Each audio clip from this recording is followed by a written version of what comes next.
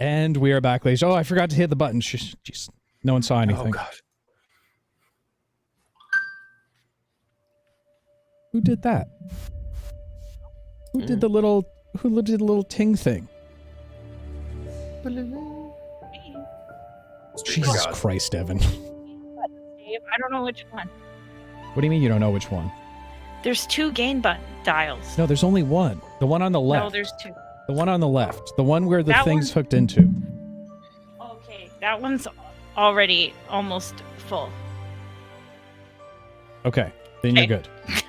Okay. You know, if this was live, it'd be super weird. I know, Yeah. it's super Really awkward, awkward. right? Yeah, So- awkward. Okay.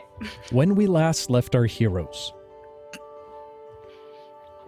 while most of them had escaped the stronghold of the Crimson Heralds, a few were left behind, namely V and Oksana. After defeating the giant machine that seemed to have been controlling the ooze, most of the individuals of our party were able to teleport away, save for V, who was stuck with a hold person spell. As the machine exploded around, sending her flying, causing an enormous amount of damage to all those in the vicinity, V included, she found herself face down, looking straight at the close to dead body of her enemy. A moment later, the Crimson Heralds and the brute lackey that she seems to be following around with suddenly appeared. And as V watched them slowly approach, she realized that her pack was no longer on her person. But a few feet away lied all of her possessions, as well as Basil's book. She attempted to recover the pack, but unable to move quickly enough, was taken captive by the Crimson Herald once again, and brought to another section of the building, surrounded by a number of other individuals also in cages, this time all frozen in spot. Back at the cottage proper, the other companions began to materialize once more. Immediately realizing that V was no longer with them, they began to hatch plans of how they might be able to rescue their dear friends. As they made their way back to the house, they were able to get in touch with Pluck, their liaison to the band of thieves, or the band of liars. Pluck informed them that the council might be of assistance, and that they would need to speak with them directly to determine if they would help them more with recovering their friends. While many of them decided who would be speaking, many of them fell on Basil to do the talking.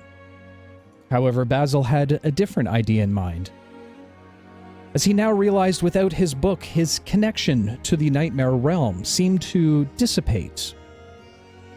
And so he went off on his own in an attempt to try and regain his powers. While the rest of his companions made their way over to the council, they put forth their best efforts in order to convince the council that this was something that needed to be done. However, their pleas fell on somewhat deaf ears, as the council seemed split in terms of their decision to assist. Sending them away, returning them back to the house proper, the council decided it was best to sleep on their decision. While all of this happened, Basil now materializing back within Dawnsgate, running around trying to cause as much fear and commotion as possible to drum up the emotions he knows he needs in order to perform his magic. However, as he came to a small cottage door, suddenly he felt his eyes fall heavy before falling over into a bush. Meanwhile, back at the stronghold, V was visited by a familiar friend, none other than Brynny, had come to assist in her rescue. As Brynny danced around above V's head, she too suddenly felt her eyes slowly becoming heavier and heavier, As she too fell and drifted off into sleep, she found herself in a dreamscape, locked in some strange metal box. And as she called out, she suddenly heard a response from none other than Basil.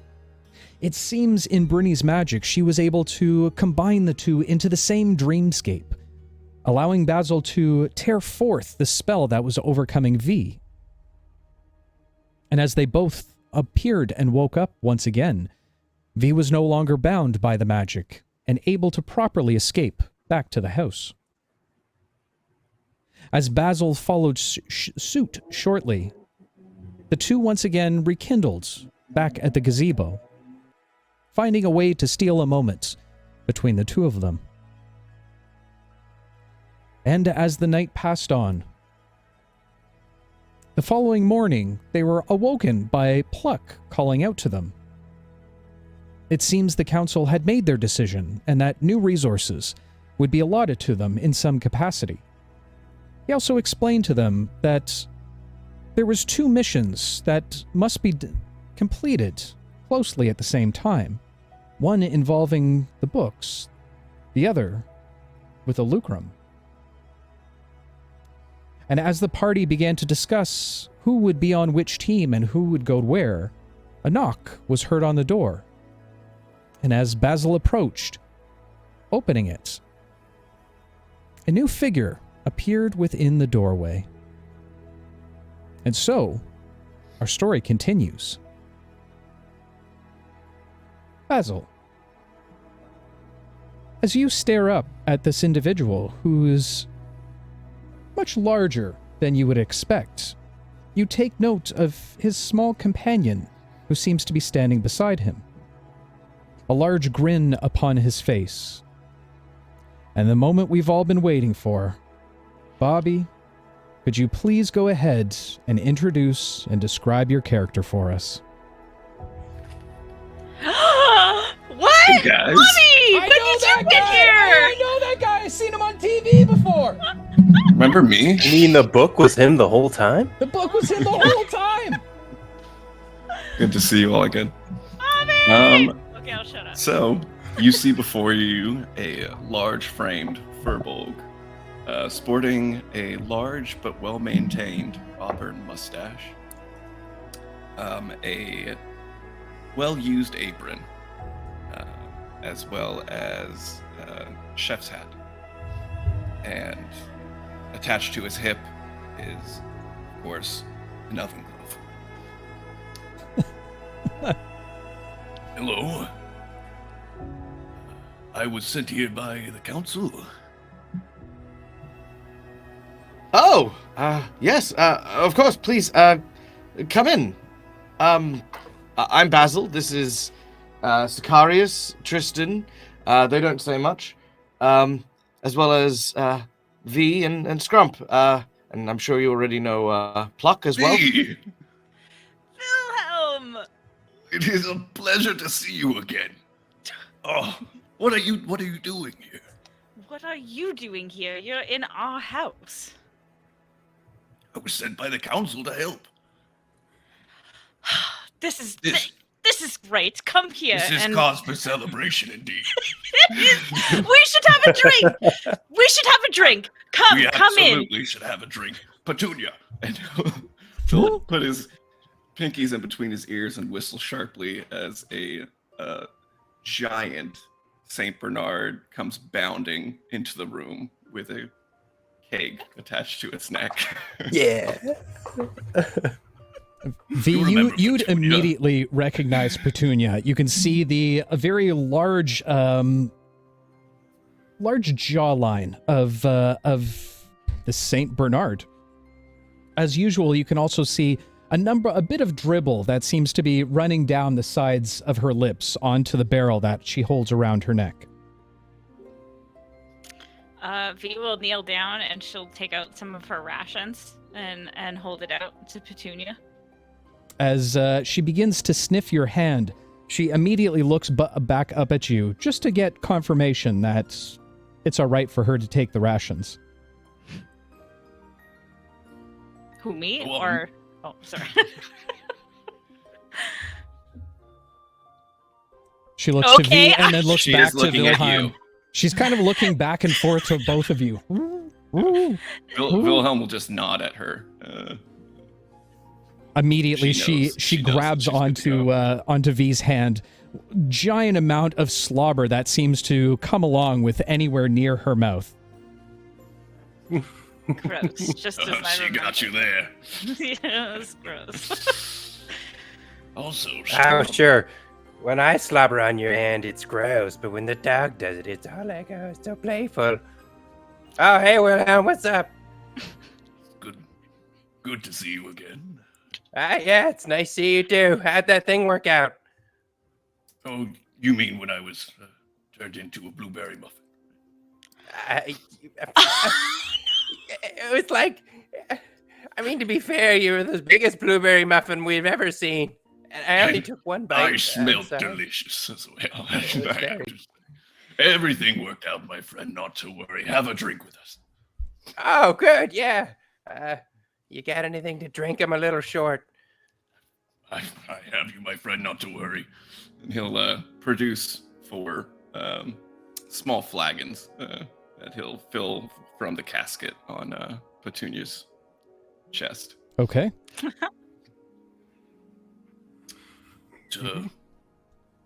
Old friends and new, I suppose. Yes. So Cheers. what? Cheers. The alcohol kind of just gets soaked into his mustache and it starts to drip as he pulls the flagon away. Oh, well, your name? He looks to Basil. Oh, Basil Thorne. A pleasure. Thank you. I feel as though that there's much history here between everyone. Yes. You could say How? We've seen some things. Yes, I imagine so with you, Scrump. Most people have to see some things when they work with you. How do you know V? We've co-workers and friends, I like to think. Yes, more like drinking buddies, right? She's right about that. Bad man as she is, I have to give her some credit. She's drank me under the table more than a few times. Thank you. See, I tried to do this with Oksana, and I got showed up. So at least there is someone here speaking to my credibility. Thank you. And who's this Oksana? Smartest one in the group. And unfortunately not around right now. But they're the brains of the operation. She's part of the problem that we're having. We're having a few problems, actually, but she was taken. She was taken by someone named the Crimson Herald. I don't suppose you've heard of this person? I'm afraid that doesn't ring a bell, no. Well, yes. So she is. We have a lot of problems. we Naturally. could get into our problems. Why are you here? I'm the support that I believe you requested. Oh, from the council. Uh-huh. Sounds so excited. Well, You did really good with this. I think what V more means is we were sort of expecting a help in the form of resources, tools, armors, weapons, that sort of thing. We weren't necessarily expecting them to assign another person to accompany us. But of course, with your rapport with everyone, I'm sure it is a welcome addition to our escapades currently. What is it you do, Wilhelm? Wilhelm's better than any resource. Thank you, Scrump. It's very sweet of you. Well, I suppose, are you asking how I came to join the band of liars? They sent you as an aid. In what way would you be able to aid us on our journey? Would you say Manpower, for one. I like to think I can hold myself in a fight somewhat, as can Petunia.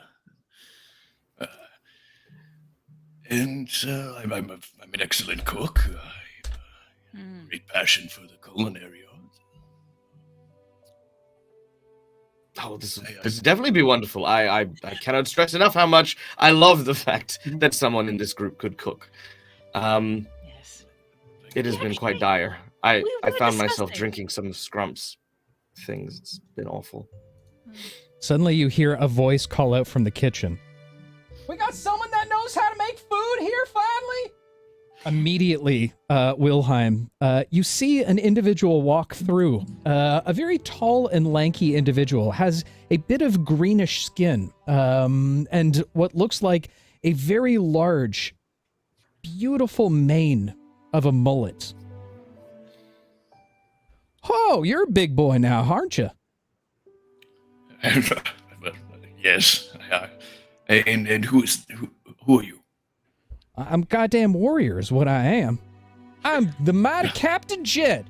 Pleasure to make your acquaintance. And your turtle. Thing's really big. He just looks to the rest of you in confusion, like, should he just go along? He's Go not from on, around here. Explain your turtle. This is Petunia.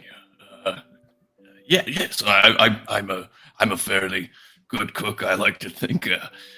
Speaking of which, I think introductions are all best done over a meal. Do you mind? He points to the kitchen. Of course, you can go make it. Please. Scrump, listen. We got a good cook this time. That's what I'm excited. I've had Wilhelm's cooking before. I never had it before. Hey, you're in for a treat. At one time, I ate so much, and then I threw up, and then I decided to eat the stuff that I threw up because it still tasted good. But we don't tell Wilhelm that. All right, look, man. Between you and me, you've had this before, right? The food, yeah, it's good. Totally not poison either. Not like all the other stuff we've eaten. Always poison. Between, like, if we were to put a level on it, between, like, I don't know, 1 and, like, really good snacks, where are we on that scale? You remember how we took all the council snacks and we ordered them up and we're like, we got the snacks now. You can't have them. Yeah. Now picture if we put all those in a blender and then just put some water in it and drank the paste. How good that would taste. That would be It's amazing. like 10 times better than that. That'd Well, be the most amazing. tasty drink I've ever had in my entire life. Shit, yeah, Wilhelm. Get in the kitchen. Respectfully. It would be my pleasure. I'll need a sous chef of sorts, and he kind of like looks at all of you. Basil, since we don't know each other, no better way than to get to know each other in the kitchen. Would you mind giving me a hand?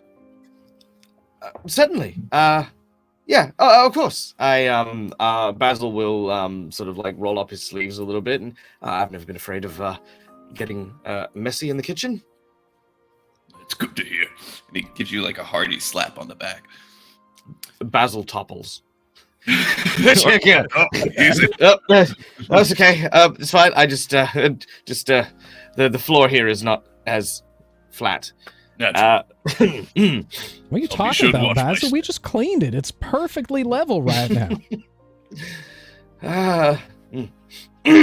Puffs out his chest, one like of those. tries to make himself look a little bigger as he walks into the kitchen.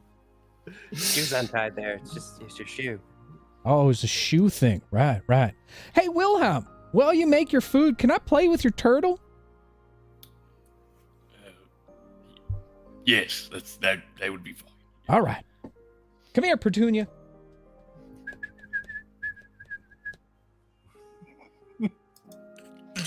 He'll make his way in the kitchen. I feel like Dave was waiting for a real dog to appear in his life. I was hoping so. Dave Listen, improv play I with can it. dream, That's very okay? I can dream. One day that might work. Yeah. All right. Wilhelm and Basil eventually make their way into the kitchen. As Sicarius and Tristan seem to be huddled around the table proper. They seem to be talking to Pluck about the upcoming mission. From what V and Scrump you've overheard, they seem to be intent on heading to the Lucrum establishment. Now, we will caution Sicarius. Tristan, you watch him, and you make sure that he doesn't make any rash moves. Oh yeah, no, I'll totally do that, Miss V. I'll make sure that it's real proper. Miss V. I like that. I'll hold you to that. I might forget in a couple days. Just saying. All right. Well, if you two do that, then that leaves the rest of us to go get that book. Wilhelm. Is in the kitchen. I'm in the kitchen. Wilhelm! Maybe we should all go have a meeting in the kitchen. Who else is with me? Scrump. Kitchen party. My gosh. Scrump, let's go to the kitchen. Let's discuss what we're going to do. If Tristan and Sicarius are going to go scope out the Lucrum stuff, we can go look for the book stuff. Right? I'm gonna drink the stuff. Okay, let's go. You're gonna drink what? Never mind, don't worry about it. Let's go. I do worry about it, Scrump. Also, I'm concerned that you turned Wilhelm into a blueberry. I want to ask more questions about that. Okay, one, Scrump's insulted. He's a great chemist. Scrump does a lot with alchemy. It was a blueberry muffin, not just a blueberry. You realize how hard it is to get the consistency of muffin? Anyway, yeah, it was only for a little while, and he was pretty cool with it. He was all like, I'm a blueberry muffin. And he would walk in, and he would, like, kick down doors, and we saw him take a bite out of himself, but we don't judge him for that. That's... Now, hold on. Well, the logistics of this. Now, was he like a really, really big muffin? Or was he like a tiny muffin that could be like squished down and could like fit underneath doorways? Weirdly enough, giant muffin, tiny arms. Really? Arms. Fantastic. Yeah, I couldn't get the arms right. I was really hoping for bigger arms. You were hoping, so this was on purpose. It wasn't an accident. Oh, yeah, of course. I got a whole line of stuff that turns you into things. They mostly won't let me sell it in the city, so we keep some of it here. They keep telling me they're just going to keep it in a special room. I haven't found the room yet. What other things can you turn people into? Oh, we got a whole list. I turned those people into horses. I'm pretty sure that's to do with my horse lord powers, though. I don't think that's alchemy. Try again. I can't. You can't ask the horse lord just to use his powers willy-nilly. Yeah, V, that's powers, disrespectful. They take responsibility. Scrump and I had discussed this, that we were going to practice controlling his powers, which means Listen, taking lady, on it. he is a lord. This isn't just a matter of some guy who can do a magic trick from time to time. He is a lord, and we should respect him as such. I'm sorry, Your Majesty of Horses. I appreciate that. Finally, somebody who respects and fears my powers. Effie, I'll keep working on it. I'll let you know how I'm doing. I don't want to use them right now. There's only a few people around here to turn into horses. Right. Oh, okay, fair. Well, Unless when you you're wanna ready, be a horse? Ha! when you're ready to portray your equestrian magics, you just let us know. I'll be front row center. All right, thanks, Jed. Last time I did it, they had people torsos. People torsos? So what? Mm-hmm. Like the top half were people and then the bottom half were horse? Craziest thing. Never seen it before in my life. Damn. I'll be. Were they wearing pants? Jesus Christ. Don't bring this Only into around the canon. back half, and they had fallen down. They had pants before they transformed, so naturally they weren't wearing four-legged pants. That'd just be weird. Yeah, that's what I was about to ask. Do they have like up to their shoulder, like four-legged pants? Or do they do the bottom half? It was on the back half, yeah. Mm-hmm. A lot of booty back there, too. I always wonder that.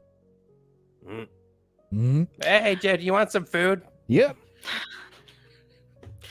I do too, thanks for asking. And V Oh, thanks, V. They're already walking away from V at this point. Yeah.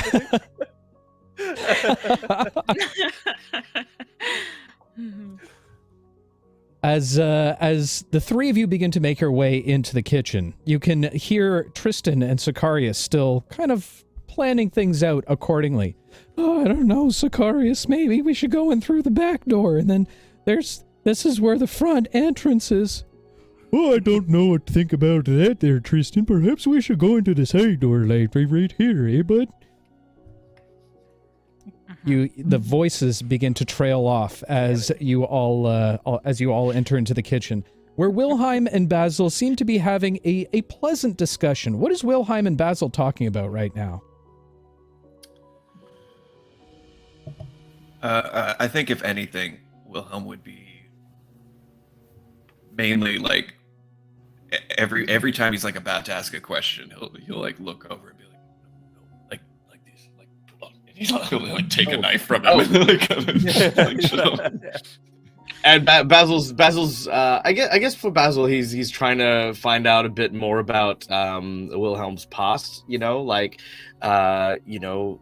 where he came from, like how long's he been in Dawn's Gate and stuff, like just kind of like little like kind of, because Basil, as we've established, doesn't make friends very easily ever. So he's having these moments of like, so you're a cook. Yep.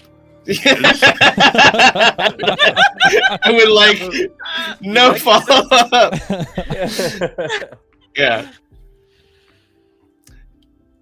But I mean, what are we making? Are we making yeah, that's a good question. What are we making? Salted pork and fried zucchini. It's gonna be like the weirdest assortment of food. Just like my mother used to make. And garlic mashed potatoes. Garlic mashed potatoes. Well, I definitely know my way around crushing garlic. This one time, somebody thought I was a vampire and just kept throwing garlic at me. So we never ran out. Really sad story, actually. Oh, no, it was fine. I loved garlic bread growing up. And I'll start crushing some garlic. Hey, y'all remember that time where there was the astral vampires going on and V kept on looking at their teeth all weird? Man, those crazy times. Crazy times. I was just checking. You wouldn't believe this. We were up against these things called void pyres. We were out in the astral sea. That's where I'm from. And by the way, this smells fantastic, I must say. Well done. Well done. Anyway, V was all like, hey, we got to make sure to check out these guys' teeth after she killed a bunch of them. And she just started sticking her fingers in there like it was nothing. I slobbered on those hands. Mm-hmm. You did? I wish I could say I was following what you were talking about. Yes. Well, there was a time we got blasted into the astral sea. Quite like 3-4 weeks ago. Time's quite difficult for me to keep track of lately. Yes, we got blasted into the astral sea, and that's where we met. That's where I met Jed. And that's technically how I met Basil and the two over there, Tristan and Sicarius and Oksana, and another friend of ours. Yes. And then Scrump came along here. We met him here, just like you. Mm-hmm. That explains where you've been, I suppose. Yeah. Yes. They finally got me out of the booth. They're all like, Scrump, you gotta go do this. Try not to kill this party too. And I'm all like, you asked so much.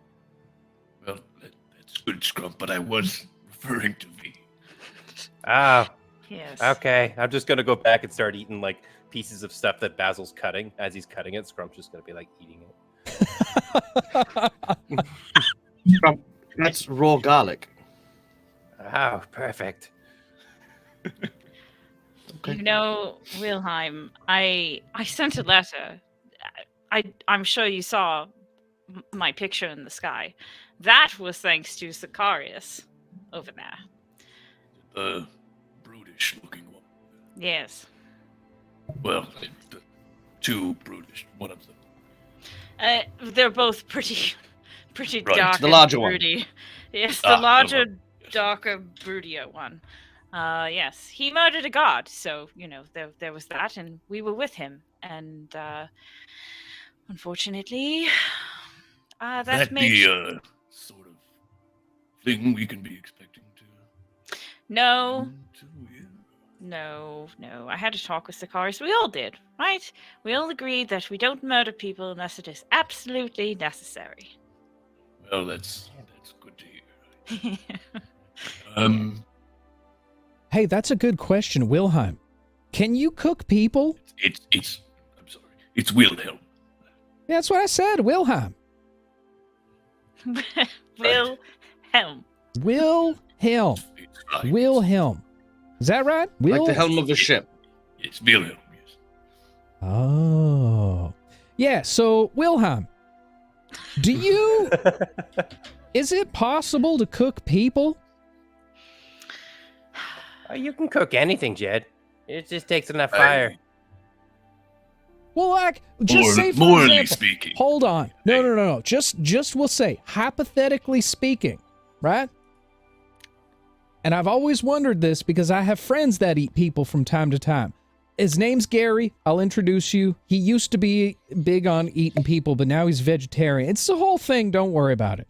But listen, here is, say, for example, Sicarius, he's all like, "Ugh, I'm so mad about stuff, and I could take it out on someone real quick." And then he just decides, "Oh, I'm going to get a little stabby again with guards." And then we don't know what to do with the body. Can we just eat it? Please say yes. I really, with respect, don't feel comfortable answering that question. Well, it's not a question of morality. I'm just asking if, like, But it can be done. If we're taking votes, I vote against cannibalism. Me as well.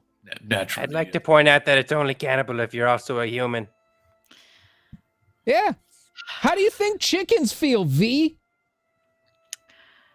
Probably not great, to be honest. I swear to God. Y'all don't know how to have a good time. You watch as Jed walks over to the cutting board and takes a big swipe of garlic, little pieces, and starts popping in his mouth. I'm going to go talk to Tristan and Sicarius. You guys are no fun. As he walks out of the kitchen. Turns out Jed's a cannibal. Yeah, right? Like, yeah. Wow. We slept in the same ship as this person. That was a very strange man. How did you come to know him again? Technically, Let's just say dire circumstances led us to intersect our paths, and we're learning more and more of our relationship each day. I like him. Right.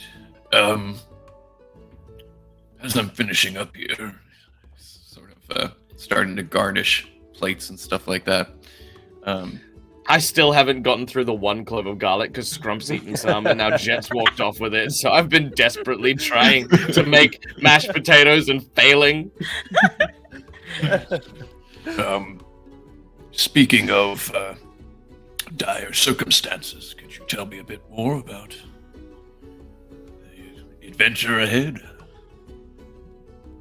well, there's a few prongs that we're battling right now. First, like we were saying, our friend Oksana was... I was wondering what you were doing, Dag. I just realized. I'm chopping He's doing the garlic. Harlem Shake. Okay. I got it. Sorry, I got it. By the end of your story, I will have mashed potatoes, I swear. Okay, go. Sorry. garlic? Wow. That's So wild. our friend Alchemy. Oksana, she was taken by someone who is extremely powerful and extremely dangerous. And to be fair, we're not 100% sure of what her end intentions are, but they are not good. And it could mean total destruction for the city and potentially even more. So that's bad. She was looking for Oksana and she got her. I also fucked up and she got a very powerful tome that was Basil's. So now she has a tome that gives her more power, and she has Oksana for whatever reason that she wanted her something to do probably... Wait, does V know this? About Oksana's blood? I can't remember if it was in Oksana's vision or in front of all of us. I'm pretty sure she explained it to you guys when you got back from the astral plane. Okay. Oksana has something called God's blood or God's seed. When we were in the astral plane, I was bleeding silver, but she was bleeding gold. So there's that prong, all right? So that's that. Now we were talking about the tomes, right? There's another tome that is coming into the city quite soon. Let me go into my mind palette for a second so I don't misquote here. There is a mysterious individual that is coming to the city soon. I don't know if you've been briefed on this or if you were just sent to help us in general. I was given a very bare bones idea of what it was. All right. Well, I'm here to help in any way I can. I'm glad. I'm glad you're here. This is so great. We should bring a drink on the road. All right. So, oh, right. Roadies, yes. What? A few roadies, yes. Yes. So there is a sort of mysterious individual, or more of a celebrity to the city, I guess, named the Oracle of Love. And she carries a magenta-colored book. And we are thinking that she may be an asset. She may be able to use the book as Basil did and as the Crimson Herald did, or is doing, who knows. And I don't know, we're hoping to seek her out and see if she will aid us, either physically or, I don't know, some other way. Because we need to get Oksana back, is the end of the story. So see how all the prongs... Friends always come first. Oh, yes. Sounds like this Oksana is important to you all. It's good to see. Yes, you're very quiet. Do you think you could come a little closer to me when you're talking? I think that I just got blown up. And... I'm sorry, I understand. So, do we have a plan of attack, or are we still in that planning stage? Well, perhaps I can be of some assistance, as Pluck seems to walk through the doorway into the kitchen. I'm sorry, but I needed to get away from whatever that was. It was depressing, and then it got weird, and then Jed came in, and he was just... Did you give him garlic to chew on? He sort of just took Give it. us a... Yeah. Right. Well, Wilhelm, an absolute pleasure to have you here. It has been quite some time since last you and I spoke. And again, I am sorry about the whole muffin thing. I'm done. Hopefully, we Not to won't worry. have a repeat offense here. As I was saying, there is an individual that comes 2 days' nights from here. As I heard V oversay, she is known as the Oracle of Love, a very intuitive matchmaker. Some would say even supernatural to a sense, and as V had explained, she does carry around a tome or book, if you will, that is a magenta color. From what we've been able to gather from her, her real name is Vespra Nightshade. She travels around from town to town, city to city, arranging marriages and connections, if you will. She is very well paid for this, and has been known to have stricken quite a bargain for many kingdoms. No one's exactly sure how she does what she does. However, based on the information I've been provided of these books, I have a feeling that this might be one of the items that you seek.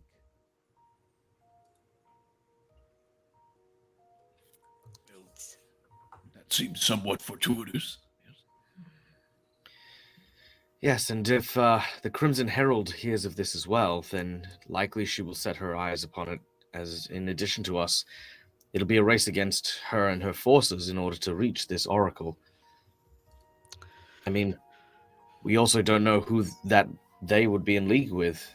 If they choose, perhaps maybe we can convince them to join our side.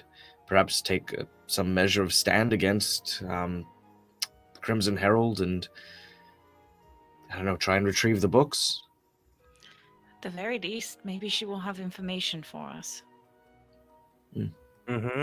And we messed up their machine real good, so any sort of planned timeline they had is probably set back some. That's true. There was a lot of carnage, and she lost a lot of people, so... Yes. I think the question then remains as to how we approach the Oracle of Love. If we simply walk up and throw accusations about some sort of powerful tome, that might put her guard up and make her less likely to hear us out. Can we book an appointment? Do you know Puck? I am unaware of where she plans to stay at this point in time. What I would recommend, though, is if she is coming into the city, perhaps you meet her prior to that. For two reasons. One, it doesn't seem like the Crimson Herald is one for small talk or negotiation. I fear that Vespra may be in danger. A more of a stop and grab, if you will. Now, Right. the other issue we run into is I would even recommend potentially meeting him just outside of the city gates. My concern as well is if you are not undercover per se, the gods may be able to decipher who you are. Well, we have the rings. They're a little low on charges. Do you think we can get a top up? I thought they reset at dawn. Yeah, they Don't reset at dawn. Wow, good to go. Now, Wilhelm, do you still have your crescent ring? That's a good question. He starts patting himself down. So this is a very typical ring that's given to all members of the Band of Liars. It allows you to be able to change your appearance up to 3 times a day, as well as the ability to teleport you back to the homestead proper. You can teleport as well from the gazebo out to anywhere within the city. It just won't be exact pinpoint. Here it is. He pulls it out and picks some lint off of it. Very good.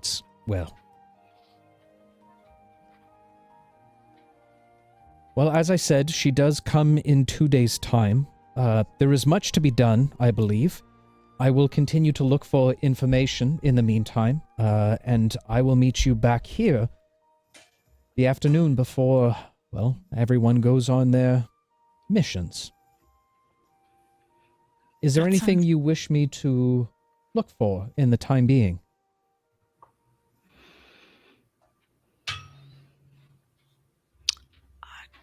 I can't think of anything that we would need. If you get more information on Vespa and there's something obvious to aid us in meeting with her before, then please get it. Very good. You sent a letter to my dad. Ah, yes. The king, of course. Do you have it written? No, just tell him this. It's pretty simple. Say, haha, I'm having fun. I'm still not ready. You suck. Signed, Scrump. I'll do my best to transcribe. Okay, I trust you, Pluck. Just get it in those exact words. Of course. And I also believe some of the others would require some measure of weaponry. When we were captured by the Crimson Herald, they absconded with a number of our weapons, Sicarius in particular. Just some basic swords, perhaps, or anything that would be available would be most helpful. Yes, of course. I'll see what I can find. I also got a little bit of acid damage on the armor. I've been trying to repair it. It just doesn't want to click over. Can you have someone take a look? I can try and send someone by, yes? Okay. Oh, look! If you find an accordion, just grab one. Oh. No. As he turns and walks out the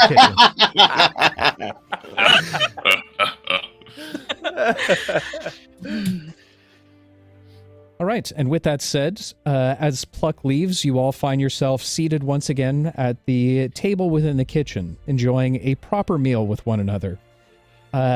You can see as Petunia kind of hovers back and forth between all of you, looking for some level of scraps.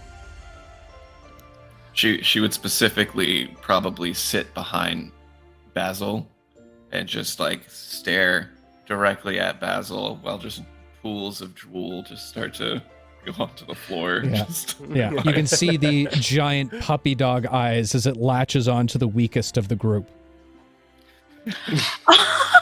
Dang it.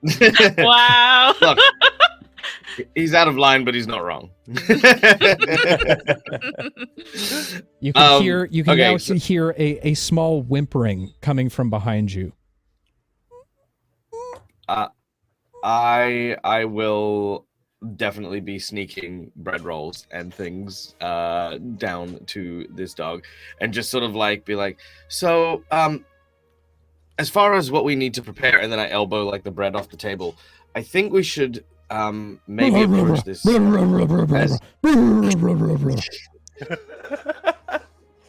as V suggested. Wilhelm just looks under the table. It's gotten into her. She's trying to steal my food again. Not again, Petunia. This stuff's mine. I think we should definitely approach from a perspective of non-confrontation, as V suggested. Yes, I think that it'd be a good idea to, like Pluck was saying, if we meet her outside the city, then we avoid any onlookers. She may be a little startled, maybe feeling a little ambushed, but we'll quell her of that. And meeting her in disguise. That's true. I'm not sure if there's a purpose for doing that. I feel like if we're in Concealing our disguise, identities until we know where she's standing. True, but it may make us come across like bandits. If she's an oracle of loves. Oh, right. Sorry, I thought you meant like the. Okay. No, not yes. that. No. Yeah. Not ours. Scrum puts away the balaclava he's taken out of his pack.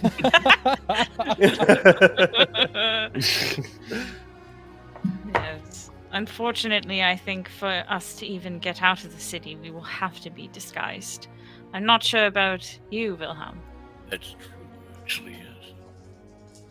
Ah, Quite famous. I mean, Wilhelm.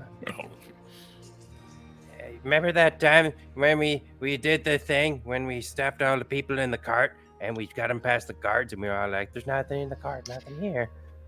Maybe we could try it on these two. We're not really wanted. That's true. I wonder if there's some way we can use that. I think I need a little more context to that. There's a cart. No one's in the cart. Mm-hmm. Right, that's what we told the guards, but really there is. It's you guys.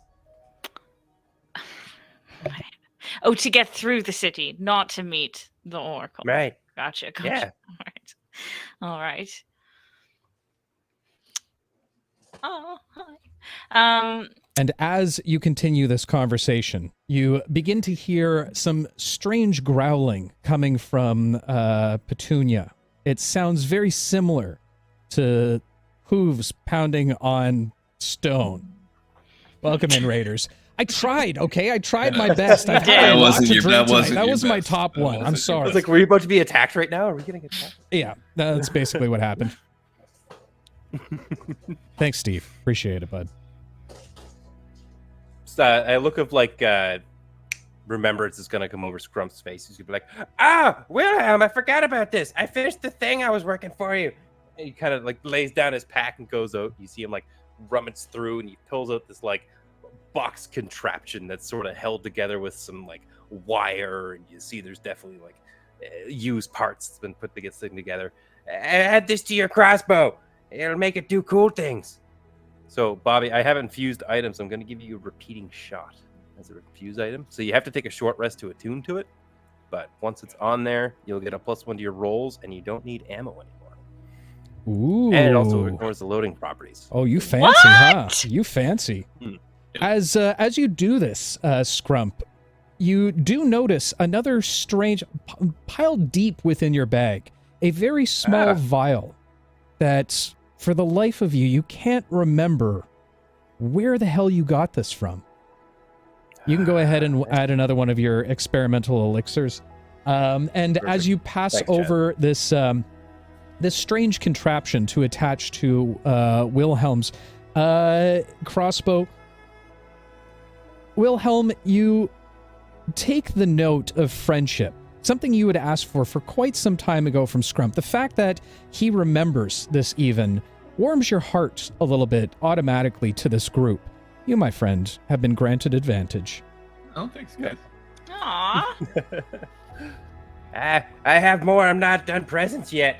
And he's going to be like, and he's just going to chuck something behind him, and it's going to land in Basil's lap, kind of dunk him on the forehead and land.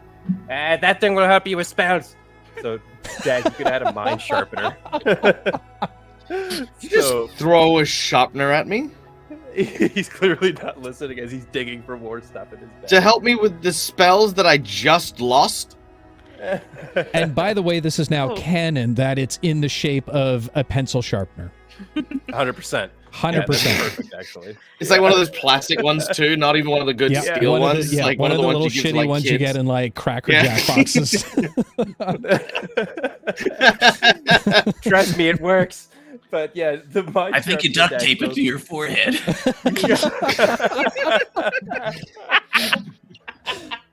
Oh my god. So whenever you fail a Constitution saving throw to maintain a concentration spell, you can use its reaction to and expend a charge, and you won't drop the spell. So nice. That's pretty good. All right. That's the end of Scrump's gifts for now. Wow, really, Scrump? Everyone gets gifts but me? Fine. All right, I have something for you. Give me your music thing. Oh. V will go to reach for it. And then she'll remember, I lost everything. You don't have anything to play music with? Well, I do have something. And she looks nervously at Basil.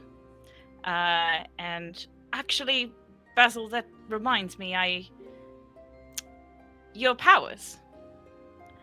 I had a little meeting with the Nightmare King.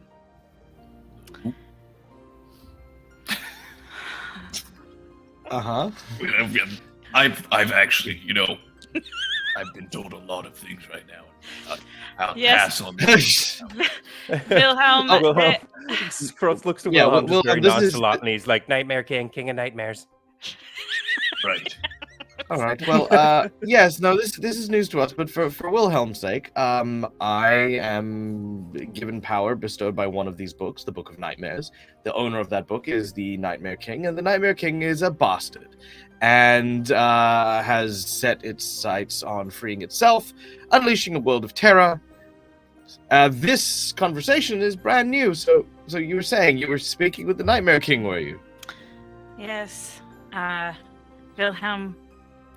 Addition to that, Basil here saved my life, and unfortunately, in that process, the Nightmare King seemed to take a liking to me. I'm very charismatic, as you know, so it's of no surprise.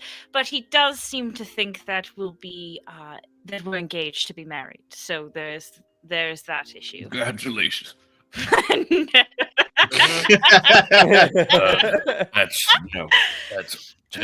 I'm truly trying to follow everything.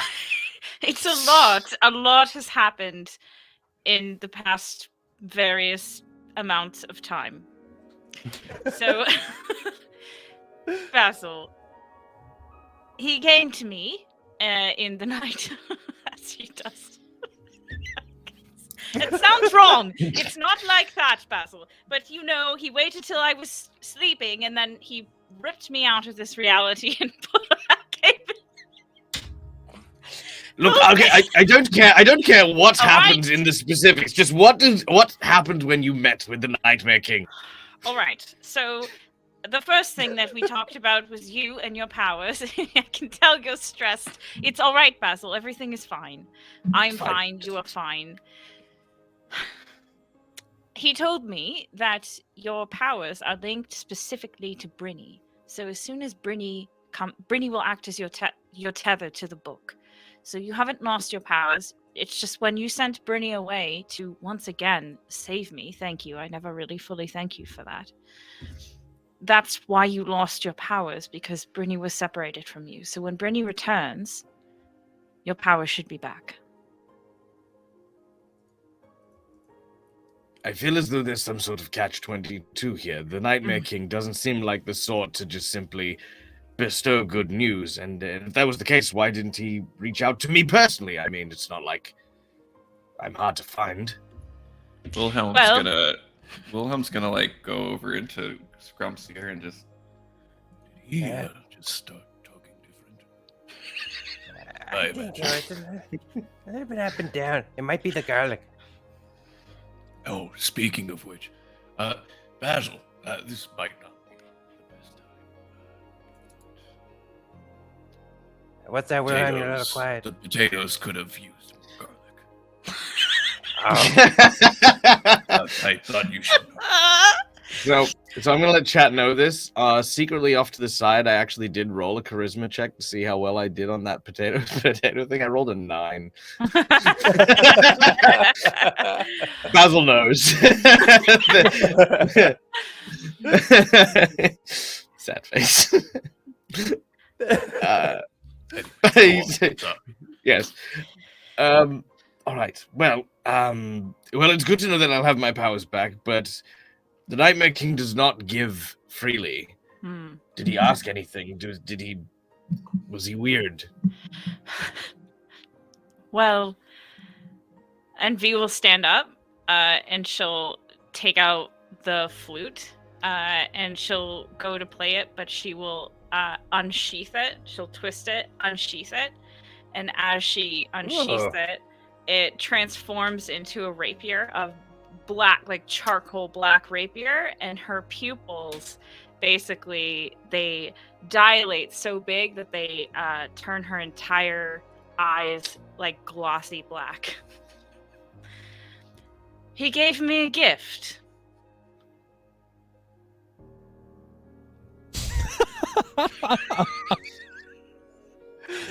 As you hold it up, Scrump's gonna go, "Oh, finally!" And he's gonna come out and just take it from your hands if you allow him. The rapier? Yeah. It's like a flute sword, right? Like, is the sheath a flute or is the sword a flute? Like, where's the flute go when it's a sword? But then when she like activates it, it turns it like, imagine the flute being sort of like at the handle of it. So yeah, you know the spittle piece. If she like unhinges it from there, it'll open up into a sword. How did that go again? Perfect. Doot, doot, doot, doot. That's what sword that's what sword sounds like.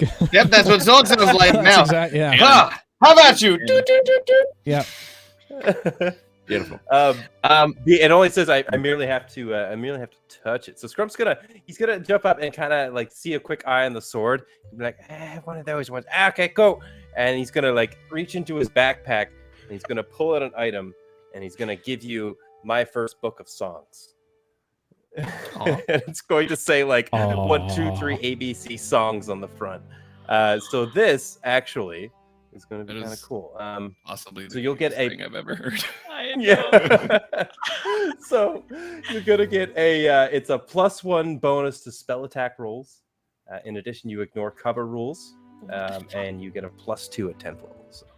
Sorry, +2 to what? You get a plus for now. It's a +1 to your bonus to your spell attack rolls. Okay. Yeah. Okay, gotcha. Okay, thank you. Scrum feels so much even more powerful. With this book, you'll have all the knowledge you need to make good music. It's in Goblin. He hands it to you. Oh, maybe one day, one night or day or lunch, whatever, you could help me learn these songs. I'd like that. Yeah, sure. Wilhelm sort of knows some too. I'm sorry, what?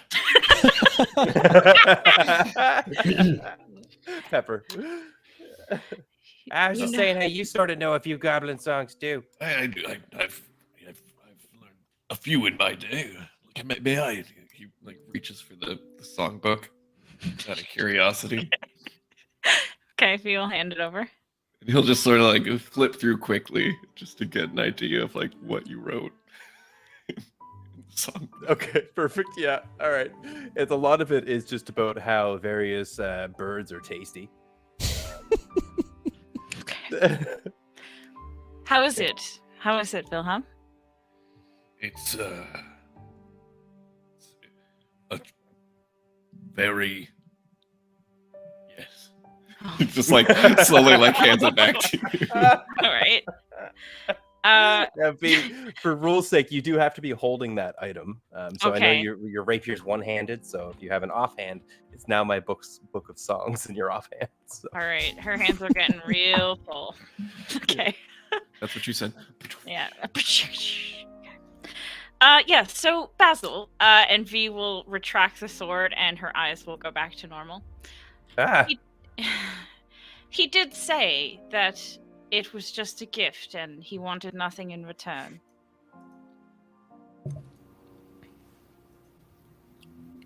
And did you believe him? Unsure. He was sort of implying that it was a gift for his fiancée. So I have no intentions on seeing that through. So in my head I thought, well, I'll just bore the sword for a little bit.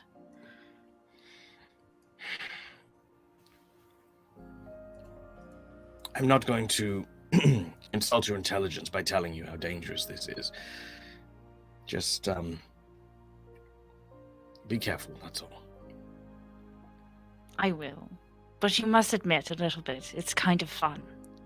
It's freaking cool as hell. Like, my god, like, the eyes and the freaking Right. charcoal and... I hate that is so cool. I know. So do I. So does the player. So yes, the long story short is, Basil, I will still show you how to use a dagger because we don't know when Bruni is coming back, and it's good for you to be armed, I think. But I don't know. Can you call to her? Basil will try to sort of center himself and take a few deep breaths. Basil, as you bow your head and focus for a moment, in your mind's eye, you call out towards Brynny. Silence across the table. Until that silence is broken by Petunia, who seems to suddenly be barking. You can hear her nails scratching against the floor. Seemingly she's chasing something. And as you all look over to the occurrence, you now see she seems to be chasing around a small glowing light that seems to float in the air. You suddenly, Basil, hear a voice call out, "Basil, what is this thing? Tell it to stop chasing me!" As they continue to dart around the kitchen. Brittany, no, stop! Stop moving so quick. You can fly. Just go high enough that it can't find you. Petunia, Brr? here. She immediately sits. Ah, that's much better.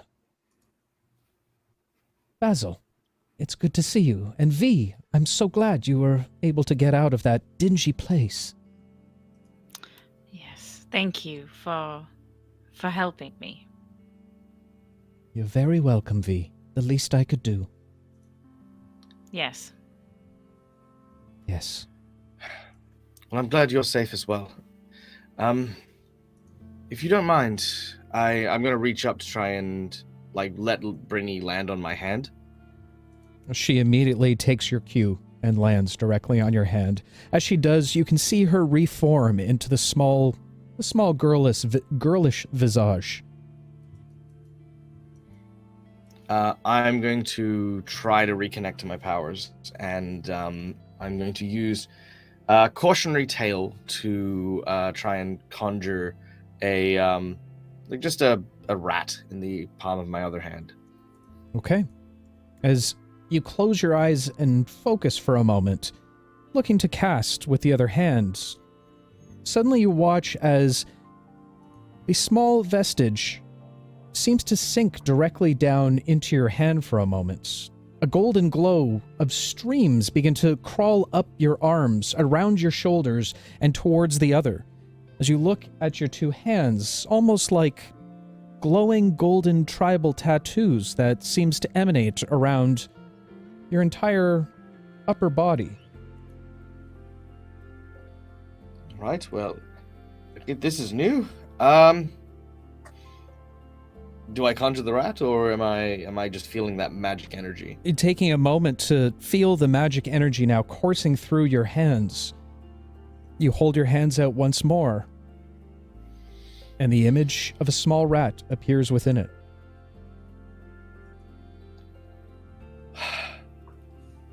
Right. I can work with this. Thank you, Brinny. Just until I get the book back, if you could stay by my side, I think I'd feel a lot safer. In your mind's eye, you hear her for a moment. Of course, always. Looking at your hands again, the golden lights and streams and ribbons begin to retract once more as they kind of crawl up both of your arms. The rest of you watch as it peaks just over the course of his left shoulder before the small ball of glowing light appears once again. All right. Well, this does mean we have more options. For example, if we wanted to use the cart idea to get out of the city, well, that's now something we might be able to do. And you watch as Basil starts telling a story. Once upon a time, 4 brave and powerful adventurers. And as he continues to tell the story of travelers and stuff like that, I'm going to start to try and manifest a illusion of a storage cart that's just filled to the brim with supplies and things like that. You all watch Using as my this fabled strange light construct now appears directly on the table in front of you. Do it again. As much as I would love to, I've only just gotten my abilities back. I don't want to necessarily strain them more than I have to. But it does mean we have at least some measure of contingency as we leave the city and try to find this woman on the road. Now, I believe that Pluck said that they were 2 days away from arriving at the city. If we were to meet them on the road, we don't necessarily need to wait for the day that she would arrive. We could set out any time and meet her partway on her journey. We can set up camp. She might see that from a mile away. What if we pick the wrong road? Or they make a change in plans, and then we miss them? That's true. I suppose we could And wait many for... travelers make their way across those roads. And if we find out where she had performed her services elsewhere in other nearby vicinities, we could probably at least cut down a few of those paths to try and find one that converges. And I think that Pluck will be coming back with more information as to specifics, maybe her travel itinerary. Well, this, by the way, salted pork is amazing. Yes. Thank you very much. It has been. It was poison. It has been. I'm just kidding. As you all continue to enjoy Wilhelm's meal, you Basil. wait I was for. going to say Basil. Basil doesn't eat it, but he's being polite about it. Okay, fair enough. As you all continue to enjoy your meal, a few moments later, the rest of your companions seem to enter in as well to sit down and enjoy the meal with you, continuing to put aside any talks of missions or dangerous situations. You sit and enjoy for a short time, all wishing Oksana could be there to enjoy the food with you.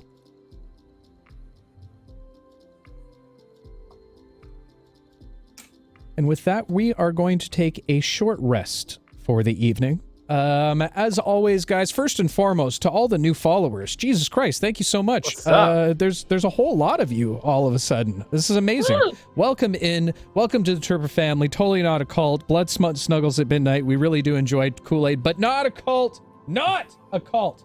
I repeat, not a cult. But with that said, on our breaks, we do take a few questions. So if you do have questions about myself, the campaign, the players, the characters, anything along those lines, life, the universe, or anything inside of it, go ahead and throw it down in chat while we're on break. And we will answer those as soon as we come back. But for the time being, go get your... Wait, what happened? Elvie's doing something, and I don't know what she just did. That's okay. Yep. I don't know either. Elvie's breaking stuff. Okay, never mind. Elvie's fine. It's fine, Elvie. Don't worry about it. You're new to this. I get it. But with that said, guys, go get your apple juices, go get your orange juices, go get your garlic juices. And something that I saw in chat that made absolute perfect sense to me that we will be carrying on forward. Just remember, while you're out there, go ahead and scrump it up, shall you? We all know what that is. Exactly. Just scrump it up, baby. Scrump it up. Thank you for allowing you to go get your juice. I hope you enjoy it, my friend, especially that garlic juice. Yeah, and go scrump it up, guys. Guys, we will be back in a few short moments. Throw your questions down in chat. Love all your faces. We'll see you real soon. We'll be back in 5. Bye. Bye. Oh, wrong one. Huh. There we go. No one saw anything. Oh, okay. It's fine. Everything's fine. Is that broken? It's not Nobody broken. Everything's panic! fine. It's fine. Welcome back, everyone. Hopefully you had a whole... Welcome. I'm hearing myself twice. Welcome back, everyone. Great to see everybody. Blah, blah, blah, blah, blah. Thank you for playing those sound alerts. It's great for me and everybody. Okay, so we did have a couple questions while we were on chat, or while we were on break, so let's bang some of those out. First question, DM Dave is the best. Yes, that is correct. Okay. Thank you for noticing.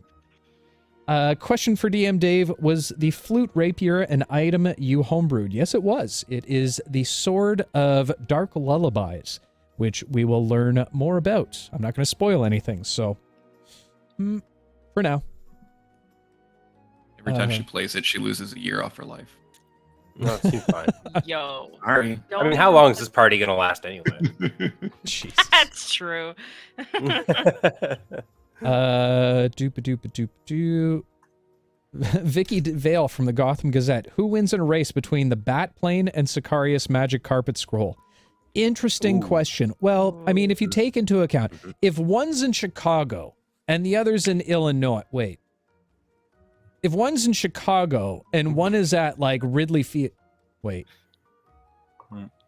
They're pretty close. It's pretty close. It's pretty close. Maybe bad analogies. Question for Basil: how much do you want to strangle Grandpa Nightmare King right now?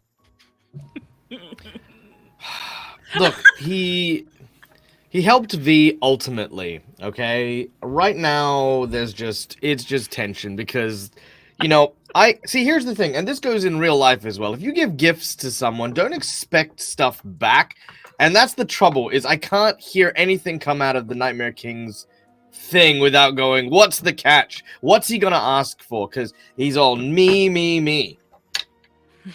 Marsha. All right. Next question for Basil. Jimmy Olsen from the Daily Planet. Think your mother has another piece of parchment from the book hidden away? Oh, you know what? Like, seriously, I was talking to Dave about this earlier on. Like, if you are a fan of Death Note, then yes, 100%. There is definitely some sneaky ass stuff going around with my mom and the book and pieces of it not necessarily being in the Crimson Herald's possession. And I'm keen to explore it for sure. Good question. Great question. It also That's a begs good the question, like, if you tore out all the pages of the book, does it still have power? But yeah, here's the thing: if you tear all the pages of the book know. and then rebind it in a different cover, is that the Book of Nightmares, or is the cover the Book of Nightmares if you replace all the pages? No. Moose doesn't like any of these questionings. Anyway, question for Dave. Is Basil's mom still in hiding, and did she take her cat with her? We'll have to find out more. Are you about to say that Basil's mom's hot?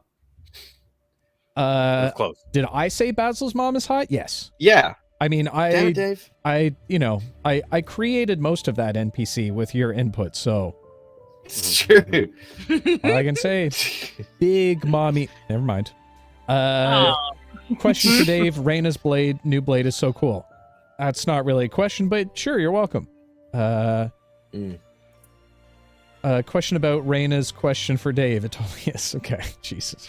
Question, is Sicarius dead yet? Not yet, but he has a dumb voice now. So there's that. Also, Rob, what are you doing? Shouldn't you be celebrating with your family? Why are you not here right now?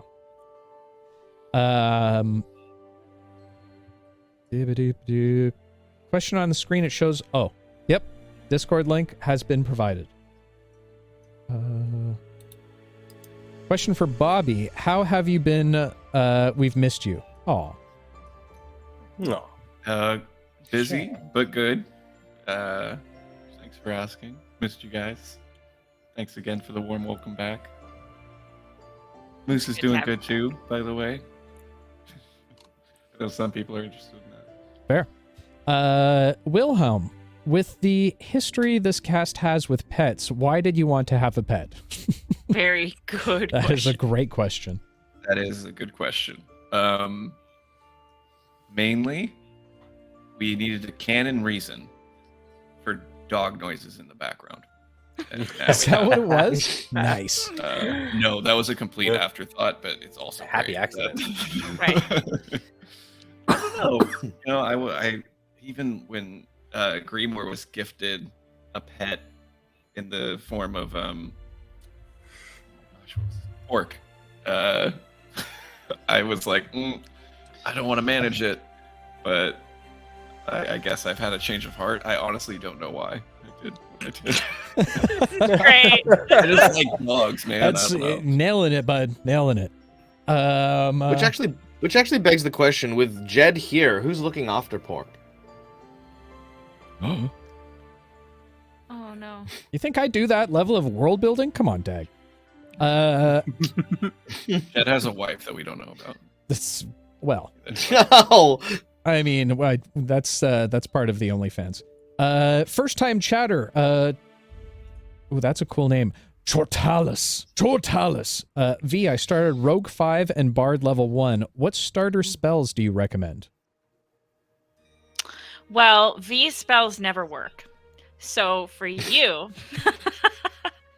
I would recommend maybe Hold Person, because then you can get advantage, and as a rogue, that's key.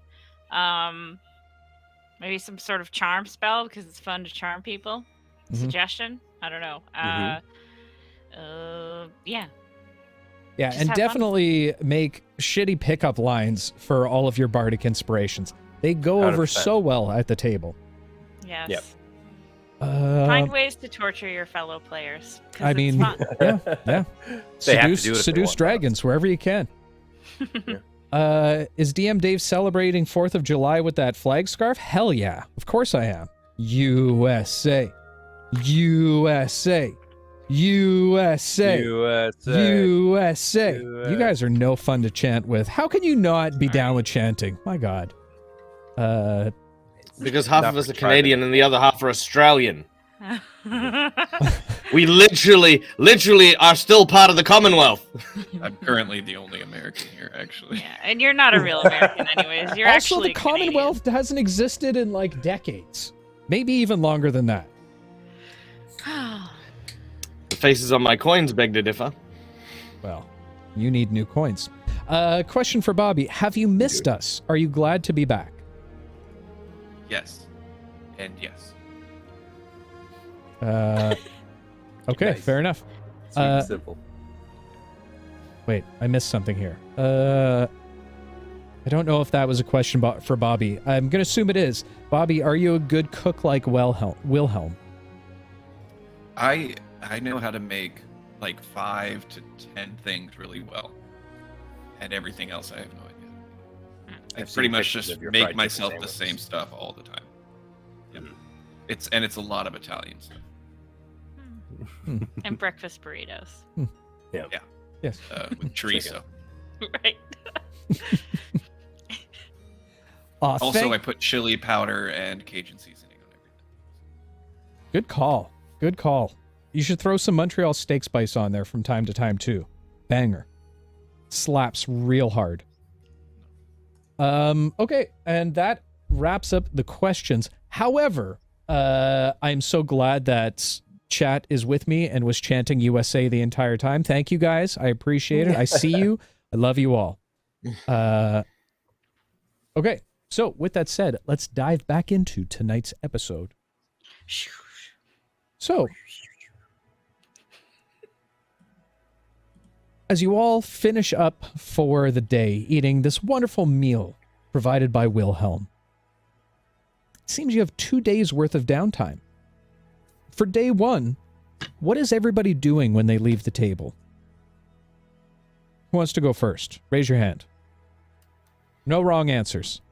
Only dumb people. Oh. Wilhelm, wow. Well, we'll mainly focus on doing the dishes, and he will take a large bowl and put all of the scraps that were left over into a large bowl for Petunia. Okay. And what are you doing with the rest of the many hours that you have? Do you mean the other 2 days? Essentially. So he will have offered to the group, given their wanted situation, to go out on their behalf if they needed any supplies. Other than that, he's probably just trying to bond and then get to know the group better. All the stuff that happened at the dinner table heavily confused him. It's got some dude shining, just talking to a ball of light, and so his friend that he's known for a while, the eyes went black and is using a sword flute. So just trying to get grounded. Okay. Really. Now, when you say you're going to pick up supplies, what specifically are you looking for? Well, that would depend on everyone else. So he himself doesn't really need any supplies, at least that I could think of off the top of my head. So he's more like willing to just go out and get things for everyone else who might need them, given that they can't leave without disguising themselves. Okay. All right. So we'll hold that for a minute and go we can around circle and back. see who else needs some stuffs. Sorry, I thought you meant just immediately after dinner. What we were doing? My bad. All good. Scrump, what are you going to do with your downtime? Cool. Yeah, as Wilhelm was giving Petunia the scraps, I feel like he'd be walking away as you see like Scrump and Petunia fighting over the bowl of scraps, and then Petunia gets the better of him, sending Scrump like backwards. You win this one again, Petunia. And he's gonna like get up and continue up. But first thing I'd like to do, Dave, is restore my armor. the damage that we took from acid a few episodes back. Sure. Between my laboratory, or I assume that like the quartermaster could sort of help me out do this. Beyond that, I do want to make sure that the letter was sent off to old dad, and Scrump is going to go to the other two remaining, V and Basil, and Wilhelm had an idea earlier. He mentioned where he's the only one, and Scrump's the only one not wanted. That if you guys need anything, maybe we could go to town for you. Okay. As Scrump offers that, Basil will say he needs some time to think about it, but if he's going to repair his acid-damaged armor, if he wouldn't mind having a look at my, likewise, acid-damaged armor as well. Throw it on the pile. He just holds out his hands like he's got the acid armor in his hands that it's like clearly not safe to be holding. But Yeah, Basil will take off his leather, shirt and put it up there. Okay. I feel like kind of lay it over his face a little bit, so he's like, walking away. V, as you watch, Basil kind of take some of his robes and otherwise clothes, dumping it onto what looks to be a pile that Scrump is collecting at this point. Is there anything you need to have thrown on the pile for repair? No. I lost everything. So, and now I have a fancy new debt sword. So, no. Scrump's gonna look down at your shoes, and he's gonna be like, last time, when we first hung out, you were in a sewer with those. That's right. The shoe was... Yes. You know what? If you or Wilhelm are out and you find shoes that would look fantastic on me, please get some on me.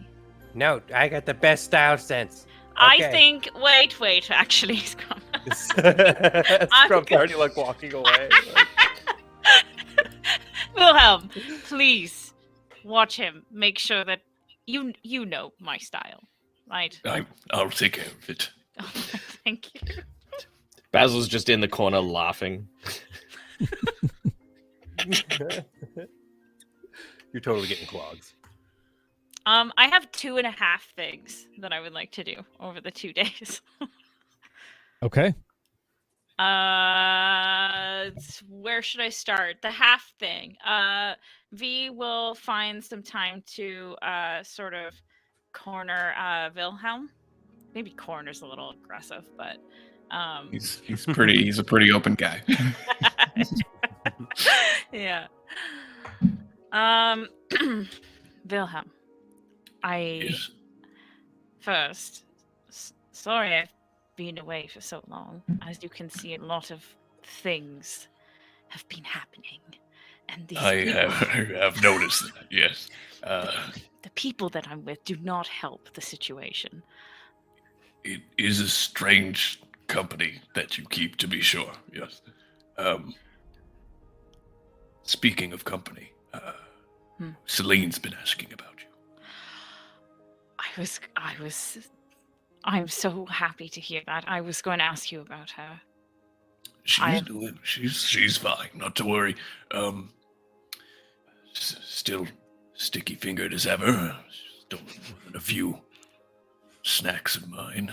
To be honest. Good. Having a hard time making friends with the others, but otherwise she's fine. That sounds like her. Did she get my letter? She did, yes. She did. Good. All right. And how are the operations going? Smoothly. It's actually been a bit easier with the distraction that you've all made by making somewhat of a spectacle of yourselves. Ah. Taken a bit of heat off of me for my purposes, so thank you for that. That is a plus. Do not say that around Zacharias. He is weirdly proud of his missteps. Yes, I haven't really gotten a beat on him yet. Me either. He tends to irritate me a lot. And to be honest, I'm not 100% sure about my trust in him. But I don't really trust a lot of people anyway, so... Wasn't gonna say anything. Well, that's what happens when two stubborn, sure of themselves people meet. Are you saying that I'm stubborn? Of course, yes. Oh, I'll drink to that. We need to have some more drinks. The roadie idea, that's what you could go get. You could go out and get little flasks or something that we could store drinks in while we go out and about. Your pina coladas. Yes, I was thinking maybe we could get some water skins of some kind. Have some kind of apparatus set up so that they have a tube that leads to our mouth. For easy drinking on the go. Sounds completely irresponsible. Just the whole fate of the world rests in our hands. Let's get drunk on the job. I like it. All right. Liquid courage never hurt everyone. Exactly. And who knows? We would maybe- like to remind all the viewers to drink responsibly and to drink and drive. Yes. Maybe Scrub can put something in there. He does have a lot of misfortune with his potions, but sometimes they work quite well. So. Bit of a wild card, but I like him enough. Mm. Well, Was there I anything think- else? No, I was just mostly worried about Celine, so thank you for putting that at ease for me. Would you like me to pass along a message while we have some time? Oh my gosh, yes, I just realized you can leave. The freedom. Oh, I miss it so much. I can imagine. Yes, can you tell her that I'm sorry and I'm okay and that I will be back and to only steal what she needs and don't get caught. And wink at her. You know, the wink that I do. All right. That's Raina's wink. I think she'll be happy to hear that you're all right. Yes. Wasn't able to tell her last I spoke, so as I myself was unsure of your whereabouts. As was I. We were literally blown into the astral sea, and then I was in a nightmare realm, and it's been a lot, really. So. But I think these people that are here, as weird as they are, and sometimes off-putting, they can be trusted. Sicarius will. He's coming around, I think. But everyone else, you can trust them. Basil has. I wouldn't be alive without him. He has saved my life time and time again now. That's good to hear. Mm-hmm. At least someone's watching your back. And I'll be there to do that from now on. Or at least as long as you'll have me. That sounds nice and quite different from my previous life. Also, would you like tacks on your shoes? They make a nice clicking sound when you walk. I know. Yes. You just understand me.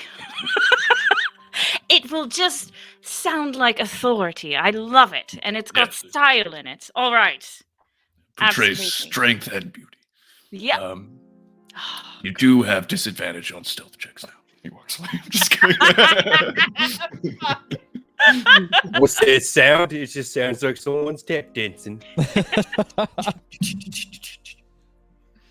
All right. As the two of you kind of break away from your conversation, Wilhelm getting ready to leave, go into the city proper. V, is there anything else you'd like to do on? Yep. Okay. Really quickly, she's going to take some time to attune to her sort of debt and dark lullabies. Debt to be paid. And she's just going to montage it up, you know, do a bunch of like her spinning against moves, get used to the rate of the blade. and just Can you get a little bit? We can't hear you. Can you get a Something's little, going on with your closer? audio there. A little closer to your mic. I'm like You're choppy. 1 inch away from the mic right Eat now. it. Oh, now we can hear you. You're fine now. Okay. Say that last part again, but shorter. I'm just going to do different poses and get used to the weight of the blade, essentially attuned to it. Oh, okay. Fair enough.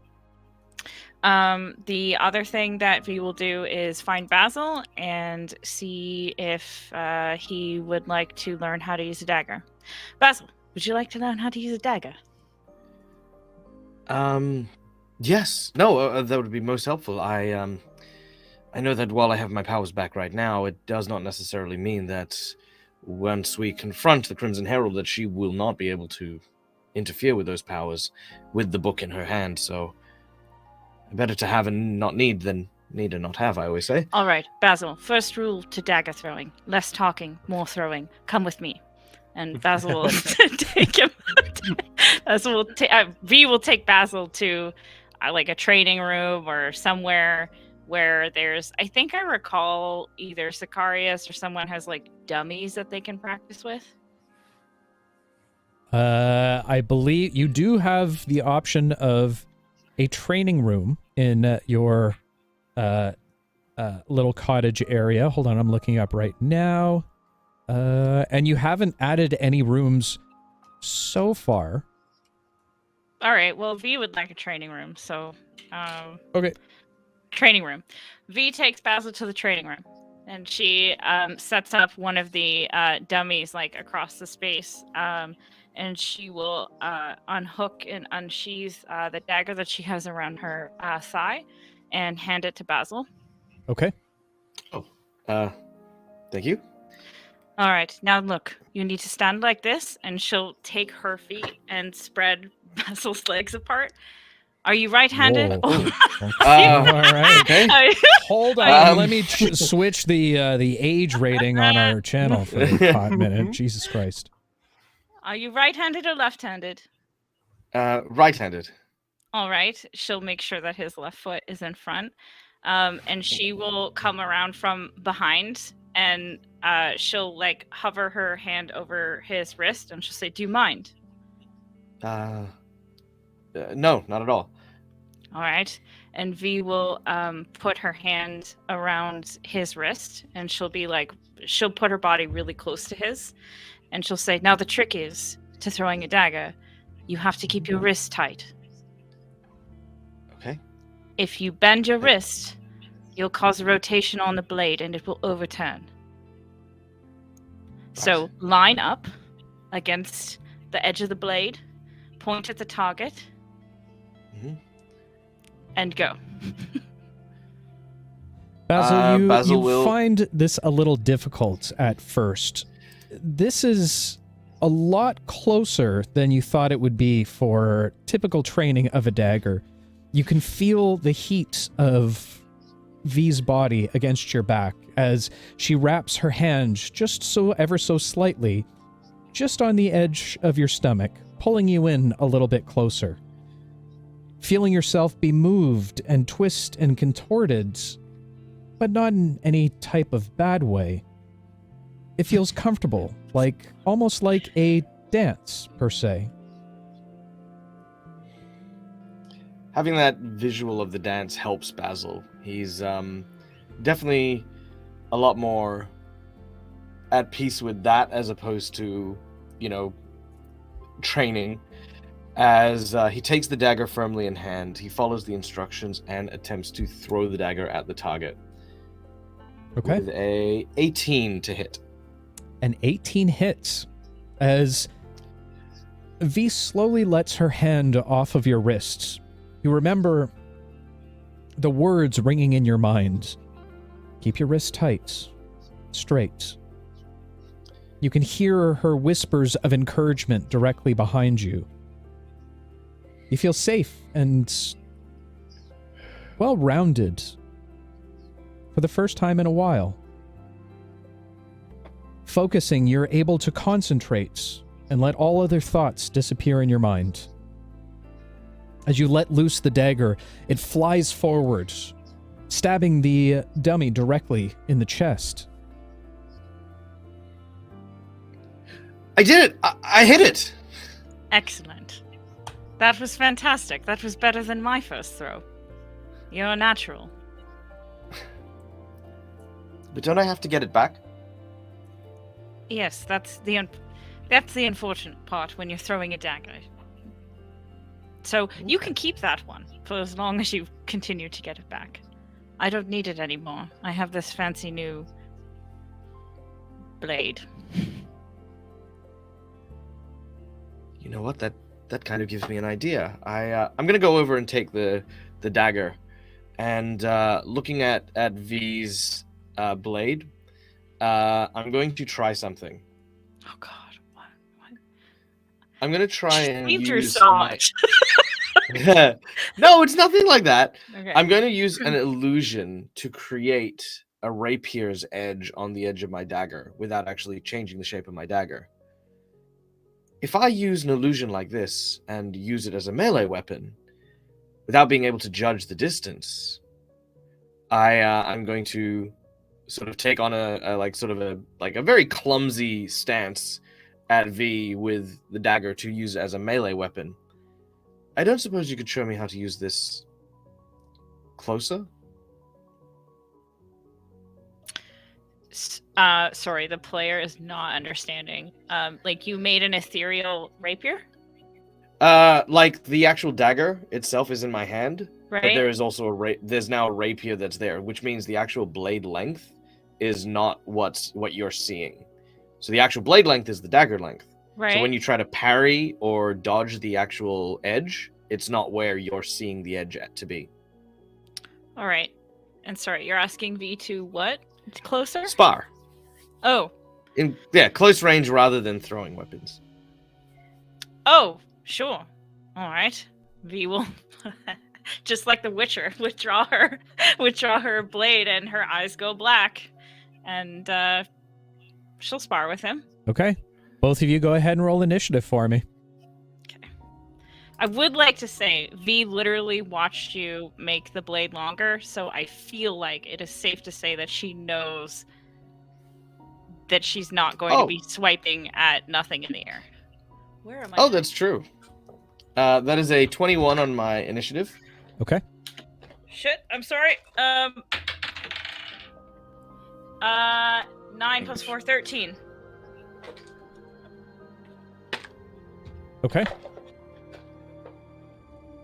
As the two of you stare down one another in the center of the room, looking around the training room proper,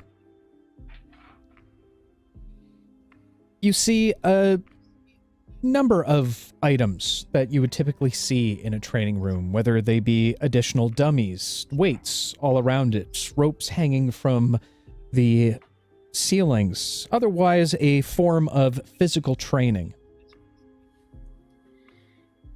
Basil, as you turn your attention back to V, standing in your fighting stances, you see a little bit of a smirk on V's face.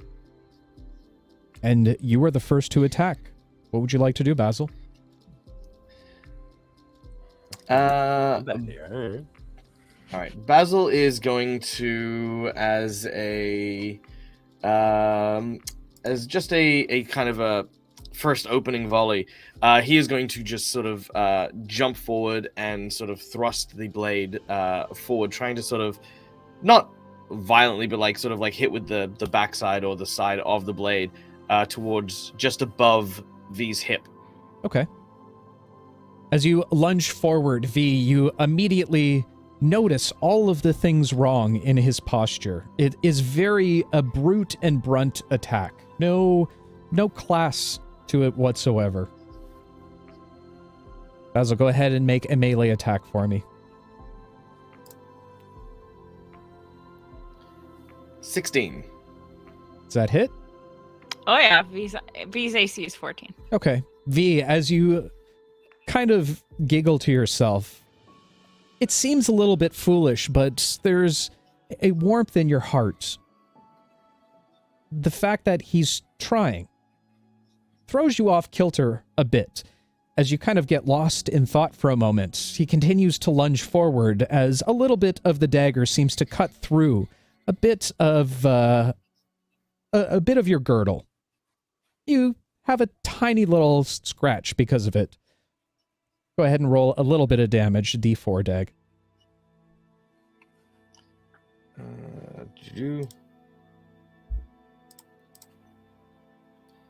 One damage. V will probably react like that too. V gives a little bit of a wince, but looks back up. You look a little concerned for a moment, Basil, but it fades as you see the smile on V's face. Clearly proud of what you've just accomplished. A warm glow sort of flows over Basil. He's never actually fought as himself. He's always like kind of let his emotions like overtake him when he's jumped into battle, when he's turned into a wolf and like ripped things apart with his fangs and claws. There's only been hate and anger and like violence that have been just running through his body.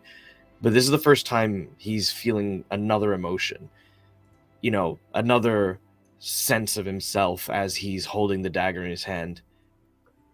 And for a brief moment, he thinks to himself, I want to hold on to this feeling forever. V, you're up. What would you like to do? Just as that sweet thought is passing through his mind.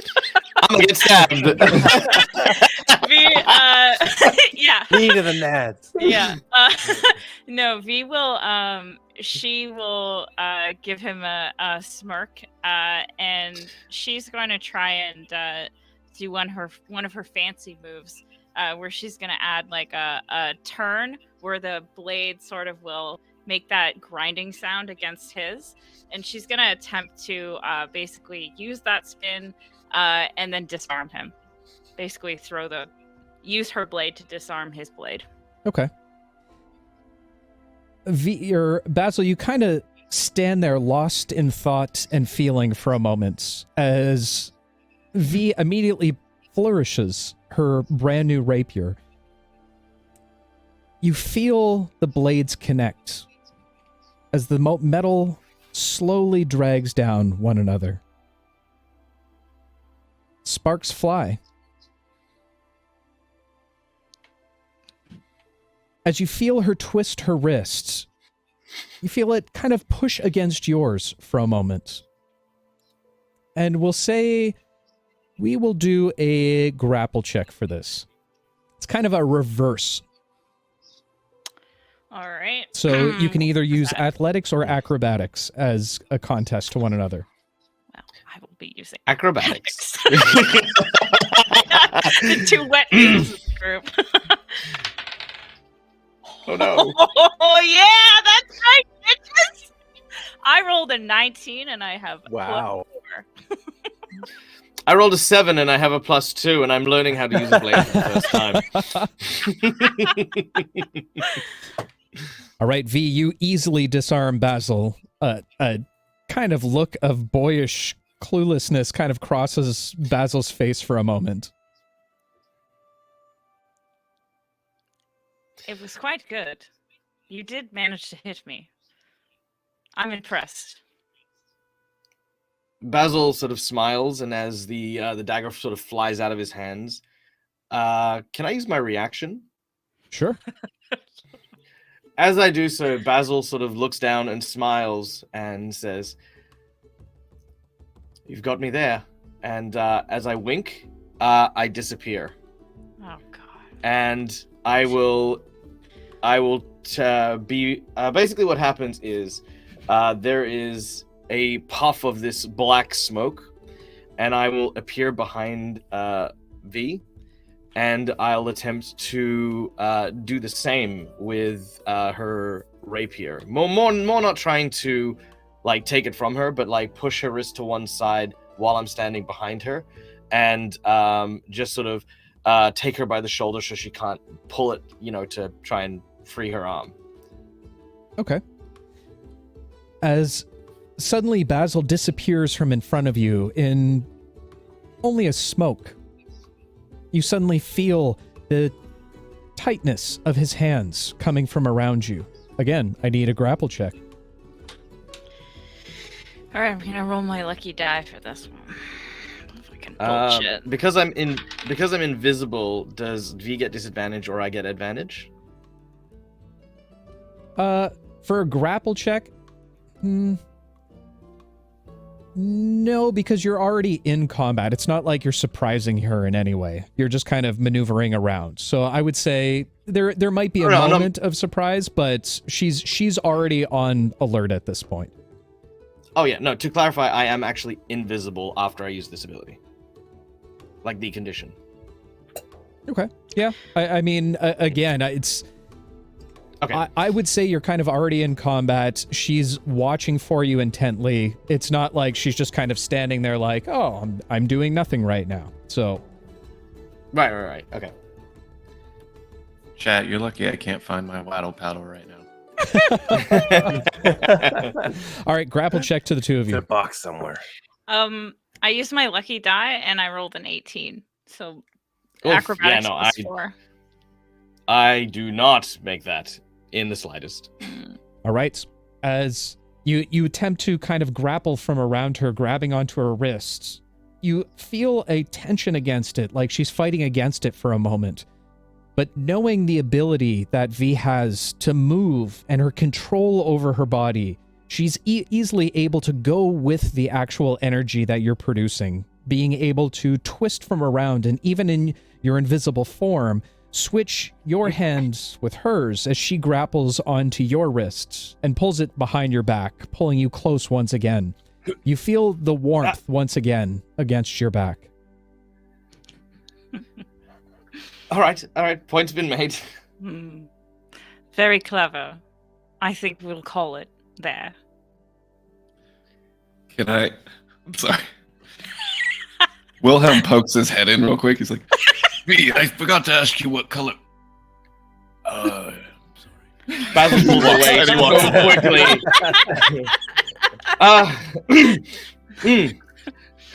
I seem to have lost my dagger. And I'll start fumbling around to the ground. I'll drop my glasses. They'll like slide across. I'll start feeling around for them as Basil is just completely frazzled. Oh my god, you're doing this? V will go and fucking grab... Sorry. My glasses. V will go and see pick up... anything. V will go and pick up the glasses. Sorry. V will go, seeing Basil flustered, and she's gonna have a smirk on her face, and she'll grab the glasses and hand them to him, put them in his hands. Okay. As Basil's on his knees, he puts the glasses on and looks up, and again, just bright red. Okay. All right. Anything else from the two of you? V, seeing him being embarrassed, you see her like she's smiling, like smirking, like, oh, like that's cute. And then something sort of comes over her, and she's like, I think that's enough for today, don't you? And she'll stand up, like she snaps right out of it. Yes. Yeah. Thank you. I've learned a lot, and hopefully it'll help us in the battle to come. And if there's anything I can do to reciprocate, I know that the Nightmare King's magic is terrifying at times. I'd be more than happy to show you a few techniques I have for trying to center myself. I'll let you know if I need that. And V will turn and book it. Okay. Hopefully in her new clicky heels. They haven't gone. They haven't gone shopping yet. But after Wilhelm graciously popped his head in the door, just as him and Scrump were about to take leave back towards the city proper. As the two of you kind of sack up, getting ready to go, is there anything specifically you'd like to do before you leave? Not necessarily before I leave, but I did remember at some point during these 2 days attuned to that enhancement that Scrump gave Yeah, him. that was a follow-up question I had. I assumed that because it only takes a short rest. Oh I yeah, assume no. at some With point with your everybody's systems infusions, stuff yeah, updates them. with your infusions, it's just a matter of a short rest. So don't worry about it. Okay, perfect. Yeah, go pick up my armor. See if that's ready. If not, then head into town. Yeah, the day before, Scrump, you had spent pretty much the entire day down within the laboratory where you've started to kind of claim as your own. It's a mix of alchemy at its center. There's a few other places where you have kind of workshop tables and whatnot set up. It's more or less a disaster already as is. You don't have a penchant for keeping things organized. So there's a couple vials laying about, just a couple makeshift brews that you've kind of put in, salad and cereal bowls that you found in the kitchen. Yeah. And surprisingly enough, there is a long stringed up line of wet socks that hangs from above that you just continually are able to find within your backpack and start hanging them up one by one. Taking your items downstairs, I'm assuming that you're going to use mending on this? I am, yeah. I have mending as a cantrip. Okay, so fair enough. Is there a way particularly that you do your mending? Is there any apparatus or anything along those lines that you utilize? I feel like this is going to be the most tame but unscrump-like thing ever. I feel like he sits down, he puts on a pair of reading glasses, and he brings out a little needle and thread kit, and he just goes to work. Okay, fair enough. Pulling out the magical needle that you acquired so many years ago. You sit down, and without even needing thread, it just seems to materialize as you stitch around any of the loose parts, able to easily restore all of your companions' attire, save from Sicarius's armor. Okay, I was going to say, I do know Sicarius had acid damage as well, but yeah. Okay, cool. Sounds good to me. Then, besides that, yeah, throw my armor back on, and I'm good to head into town. Do we have a list? Where the hell have you? Do we know what we're picking up? Shoes for V. I told her I'd get her a pair of sweet clogs. Did Basil ever get back to us before we left? Yeah, no, he basically said like if I could get a rapier, that would be amazing. But I think that would be it. Okay. Okay, we asked Pluck for equipment as well, right? Yeah. Yeah. But So he didn't get back before we returned or before we left. So he said he would be back in 2 days with kind of mundane items. So he'd probably be taking care of that. You don't necessarily need to buy those. But general supplies, maybe going to get rations, some shoes for V. Yeah. So Wilhelm would go. He would get groceries, as well as V's boots, and he would check the usual spots of where he would find Celine, to pass on V's message to her. Okay, fair enough. Okay, so as you leave the cottage manor proper, you eventually make your way into the city, not having to worry about any of the issues that some of your companions might face. The two of you continue to leisurely walk down the marketplace, so occasionally stopping here and there, a couple spots of interest. You see a tannery that seems to sell some almost like moccasin-style shoes. Continuing onward, you see a few other shops where there are a couple more shoe options available to you. Is there something it's a type of shoe that you're looking for in particular? I really think he would like something in animal skin. I'm not sure. I would say that she'd like probably some higher boots.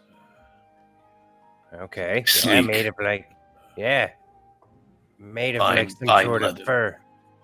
Ah, okay, leather, yeah. Maybe like a owl bear leather. I hear that's expensive. I'm not sure. I don't. Might be a little rustic for her. Well, either way, it's got to have bells on it. So let's just look for something with bells on it. Why does what? For fashion. One of these Scrub. stores got to have something with bells on it.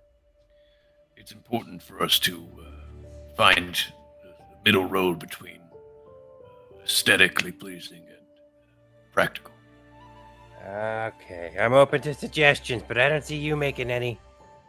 I'm thinking maybe just a fine leather would suffice. Plenty Oh, of- what? So she's gonna like it because it doesn't have bells on it? That's crazy. But Well, if you maybe- get yelled at, it's not my fault. Fair. Maybe some nice engraved buckles on it or something like that. Wilhelm, the wind's really carrying your voice. Oh, What? damn it all to hell. Maybe some engraved buckles or something on there. Oh, now we're talking. Okay. Something with just a little bit of flavor. Right, we could put scrump on it. She'll love it. So, As you can- interesting suggestion. As you continue this conversation, you just so happen to pass by a small shop.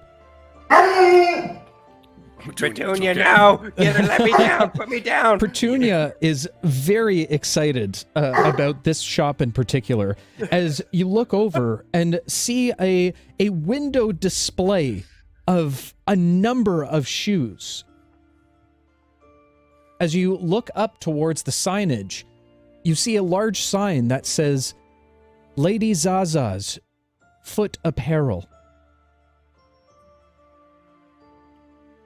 This looks promising. Ah. Okay. Let's go talk to Lady Zaza. Yes. Maybe they'll After know you. where a shoe store is. As Wilhelm shakes his head properly, you enter into the establishment. A small ringing of a bell above the doorway. As soon as you enter into the establishment, you're immediately hit by different scents of perfumes, incenses, a number of different scents, all particularly pleasant, albeit overpowering. As you look around, you see a The number mustache of... bit. Sounds good. As you look around, you see a number of shelves that hold volumes and volumes of different boots and sandals, shoes, slips, heels, everything along those lines. Many different colors and styles and fashions to choose from as well. As you make your way around the shop, you hear a voice call out. Yes, gentlemen. Looking around, you don't discern anyone in particular, other than what looks like a very large beehive-shaped hairstyle, beautifully silvery white. As you walk over to the counter, you get a better view of the individual standing behind it. A very small woman, most likely halfling, with a very large and bolsterous hairstyle. She wears very well designed. Think like Lady Gaga over-the-topness glasses. She seems to be a bit older, but very well dressed. Hello. We are looking to purchase some boots. You are looking for some boots? What about a Right, women's handbag? boots. No need for a hand. Scrub, do you need a handbag? Handbags go Yeah, well me with too, boots, hey? gentlemen. Should they look accessorized, right? You know? I think just the boots for today. For now. Very well. Well, welcome to my humbled establishment. My name is Naomi Zaza. And I will tell you this.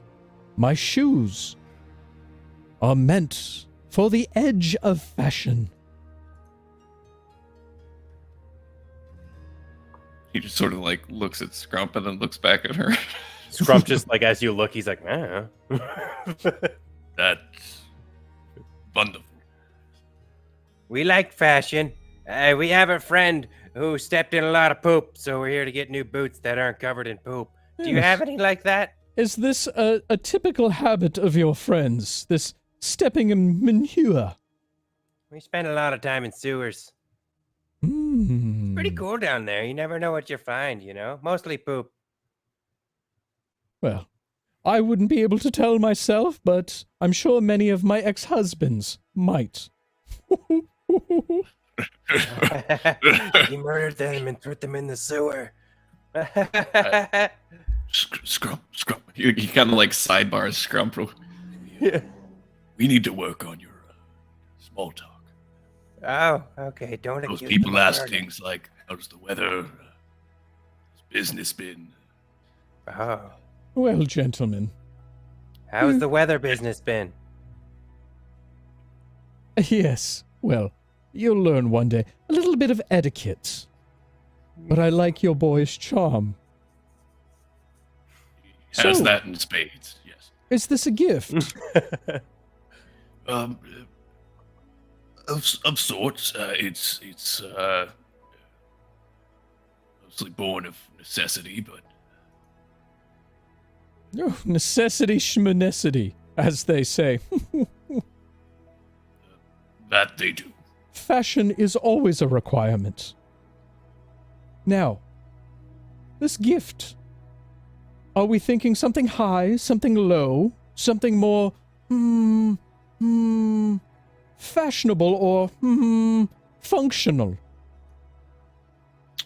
I think what we're looking for is something high, sleek, beautiful combination of form and function, and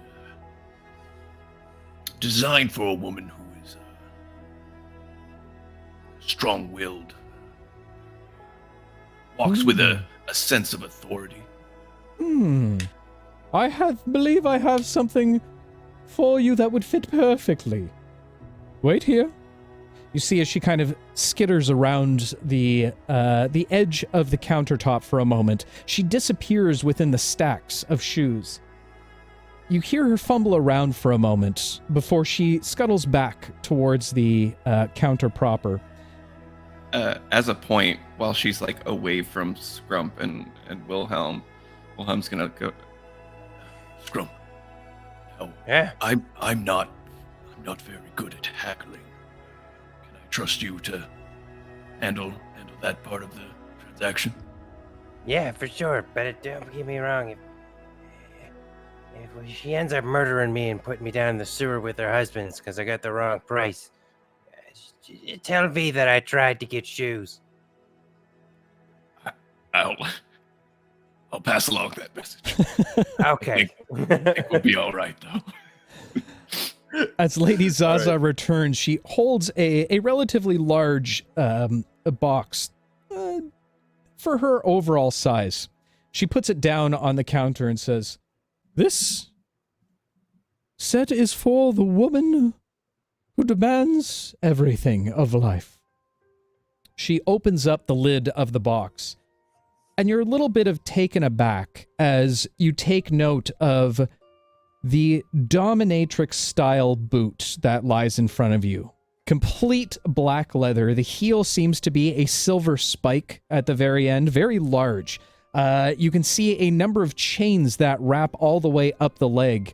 And at the very top, it kind of tips over or folds over a little bit, and you can see little tiny skulls that seem to be hanging from it. And as she takes it out, you hear it jingle, as the skulls do seem to have bells inside of them. I do like those. I think V would love them. Perhaps you have something a bit more classy. Right there, they're showing you the goods. Yes. Scrump, I don't think. I'm gonna give them These all of our gold. No, I'm starting to second guess. I trust you doing this. Yeah, perhaps something a little classier, a little less loud, maybe. What about a suede, or maybe Suede I can do. She packages up the box of the dominatrix boots, taking it back down and skittering down once more. Couple moments pass. Is this the episode you guys expected, by the way? Shoe shopping. I just want to see these boots on, like, just got bells on it. As she returns back with another box, a bit smaller than it was before, she opens it up, and you see probably, I would say, like calf, almost ankle high boots, but with the kind of the larger fold over, if you know what I'm talking about. Almost like a female version of like Clark's with a little bit of a heel. However, the entire thing seems to be made entirely out of moose hide. Or sorry, cow hide. All different spots of white and black circles on top of it. You can almost smell the barnyard come off of it. These are so fresh. They smell perfect. Scrump. These smell exactly like her current boots. Well, you gotta have good smelling shoes. Some say that you can move all about town in these.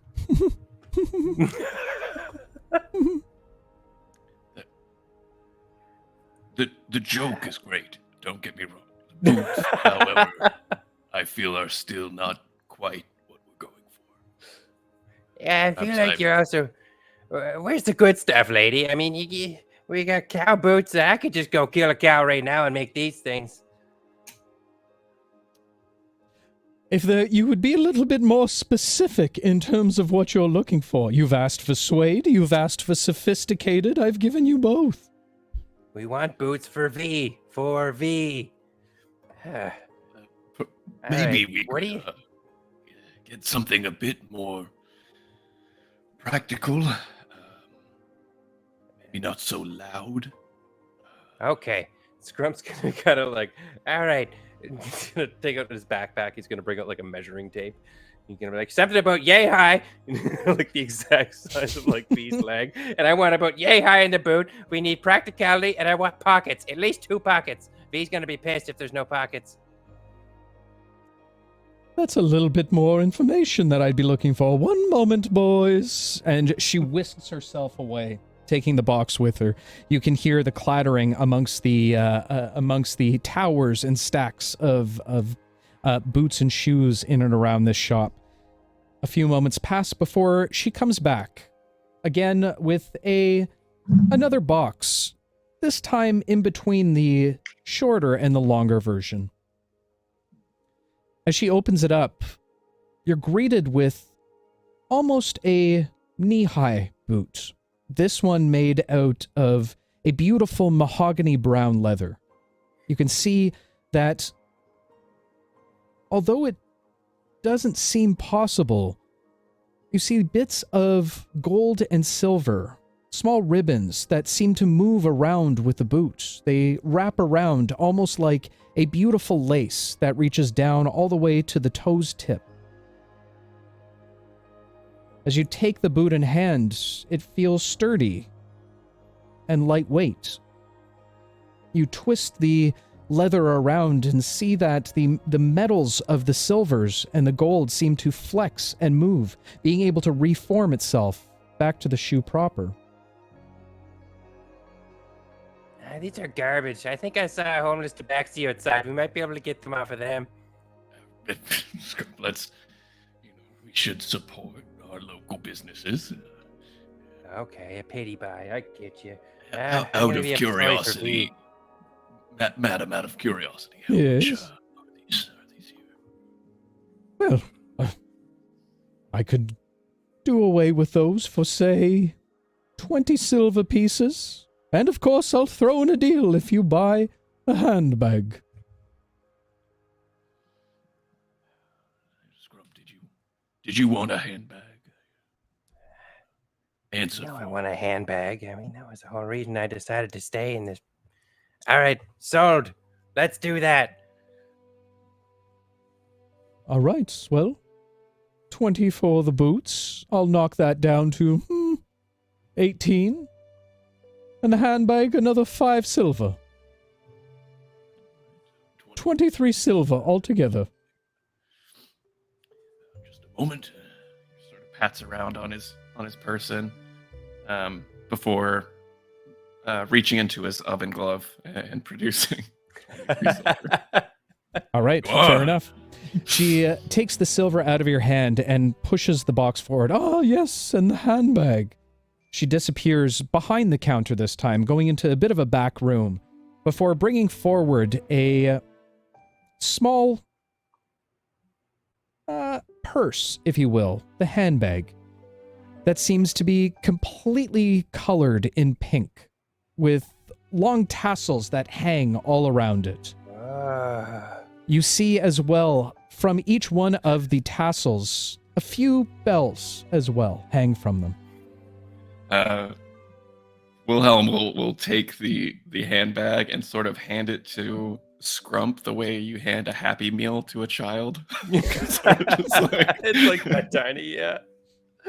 Scrump's gonna take it and be like, if only you had these in Boots kind. These are perfect. And he's gonna take the handbag and he's gonna like I don't know if you know the meme, but like Bobby Hill with the bag, and he's gonna like spin around in circles with the bag, kind of spinning out to the side. I don't know you. Yeah. Wee! He's loving the tassels. And to show our appreciation for your helpful service, I would like you to have a copy of my book. Pushes over a book titled 100 Ways to Use Butter.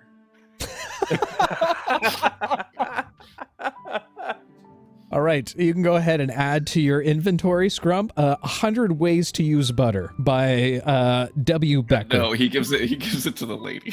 Oh, to the lady. I thought you were handing it to Scrump. Yeah. She takes it into her hands. There's 100 ways to use butter? More than 100. Second book Very coming good. out soon. Yeah, You should take a look at number 98. Gets a little spicy. I'm more interested in 69 as she deadpans you. Thank you. He walks away. Leaves. All right, fair enough. Quickly leaving the shop, you eventually make your way back to the establishment after picking up all of the necessary supplies and items that you'd been looking for. As you return back to the manor proper, you're just in time to meet with Pluck, as he seems to now be visiting once again. You can see spread out on the dining room table a number of equipment pieces, all mundane, but different types of armor, weaponry, both ranged and melee. There doesn't seem to be much in terms of magic items per se, but all spell components that one might need, or any kind of additional equipment that they'd like to have, is theirs for the taking. cool. Vi will take a dagger to replace the one that she gave to Basil. Okay, fair enough. Is there a net? A net? Out of Sure. curiosity. Yeah, no, there is a We'll net take there. a net. Okay, fair enough. There's also a trident if you want it. Just gonna throw that out there. Sorry. Poseidon. No thanks. Okay. It's just the net. All right, fair enough. It's good for ham hock. Pluck kind of looks to all of you. Well, this is what I was able to gather in a short period of time. Hopefully this will work out for you in all of your needs. I attempted to find the best quality possible, but I'm not much of a fighter per se. It's all right, Pluck. Thank you. Looks good to me. Do I see any sort of I guess Grump would be looking for like health potions he can hang on to for the party. Distribute them as we need it. Health, healing, just anything in bottle form. High or low for your benefit? Let's go low. It's that kind of night. 7. Unfortunately, that was high, my friend. There doesn't seem to be any health potions. Again, he really only keyed in on the fact that you needed equipment, not necessarily health potions. Right, okay.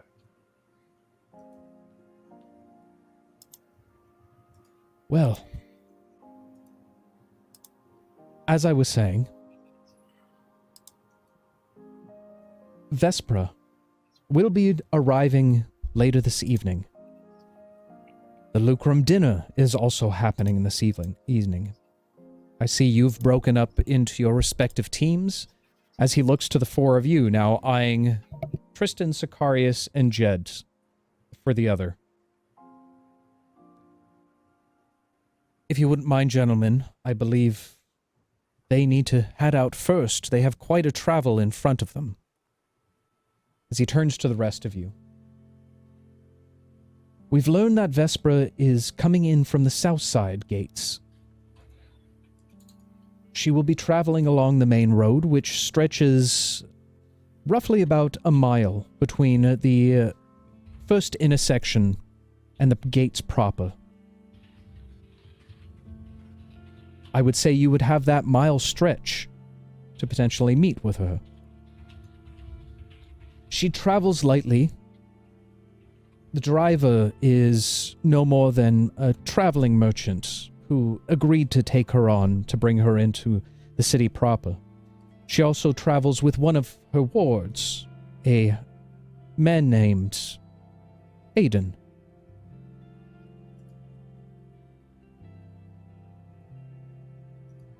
Given what you've told me about these books, I'm assuming she's traveling without guard, as she can most likely take care of herself in certain situations.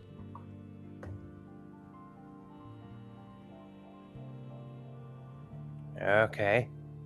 I've been told you'll easily be able to recognize her carriage, as the merchant traveling with her seems to be a bit eccentric.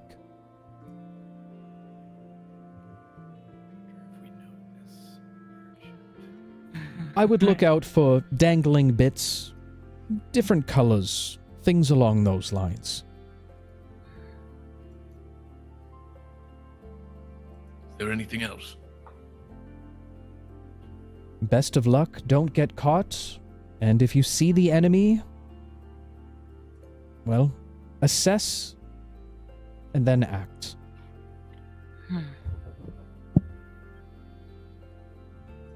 Do you know anything about her personally that we could use, not necessarily as leverage, to help her, to tip her mind to assisting us? Unfortunately, it's the public persona that she puts out. She seems to be a very private individual, aside from her business. All right, a reading on the go it is then. Seems to be that way. I guess we could...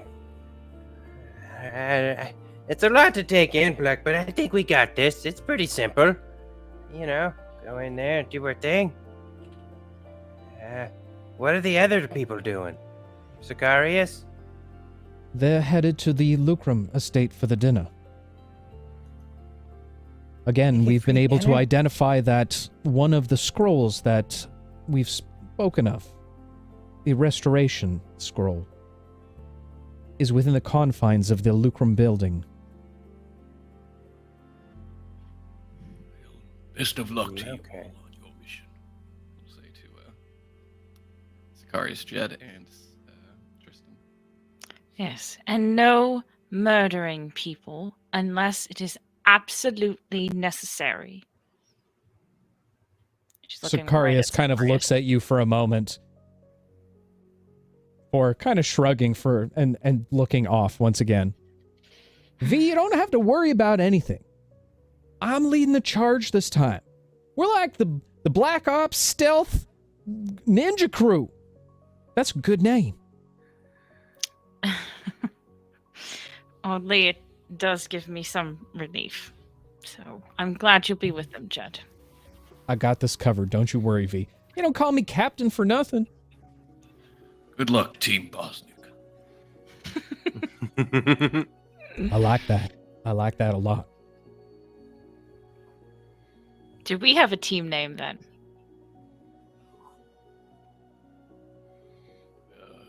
Agents of Scrump. Sorry. He says with complete seriousness, with Right. hands on his hips, with the handbag with the tassels. Yeah, he like makes sure it's in view. He's trying to show it off. It's Right. Scrump, that handbag is it's something. Oh, you noticed? Picked up a little extra something at this shop. Speaking of which, I hope these are to your liking. Produce the boots. These Sorry, we couldn't get nice ones. These are fantastic. What are you talking about? Thank you both. And V will put them on. And she'll walk around. You were stuck deciding between this one and a pair of stilettos that skull bells. Yeah, bells with skulls in them. Yes, I'm glad you went with these. How do they look? And V will like strike some poses. Oh, forgot one last thing. Scrump, could you add some tacks to the heels? Oh. He like brings out of his bag, and you see it for a moment. He's clearly trying to decide with one that's like that long, and then the other one's like that's like a normal size. And he's like, puts down the big one, and then comes over, and he's like, all right, and shoves like 3 on the top, 3 on the bottom, and a couple in the middle in a little pattern. Hand them over to you. Okay, as you rhinestone tack up the bottom of her shoes. Scrump does a very good job in bedding them. Mm-hmm. You kind of clomp around. You now have the equivalent of fantasy medieval tap shoes. Tap. Tap boots. Tap boots. There you go. You have tap boots. And while they would do well, meaning you have advantage on performance checks while using your new boots, you do also have disadvantage on any kind of stealth check. Great. I love that I multi-class into Rogue. Absolutely. That's for me. I'm sorry for putting that idea in his head, Bo. It works. It's your fault.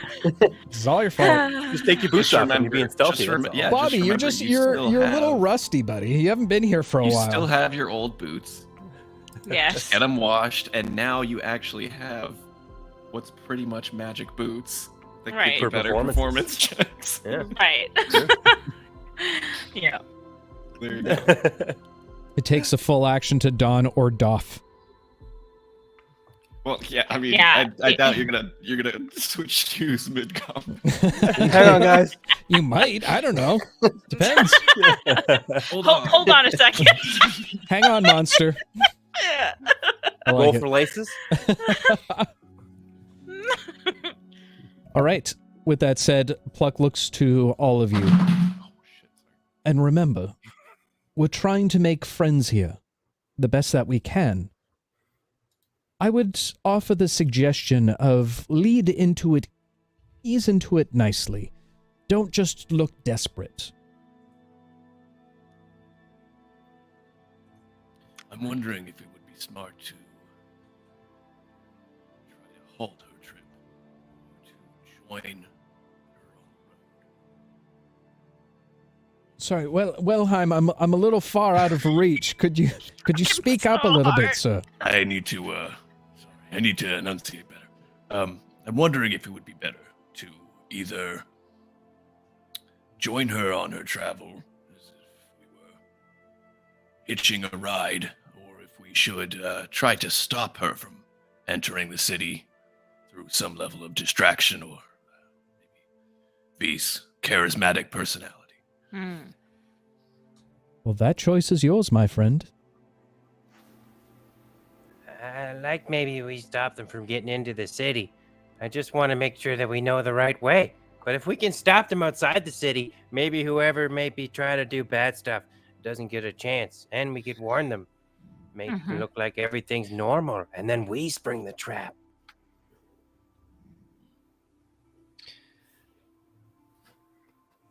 Whatever you decide, I hope you do well.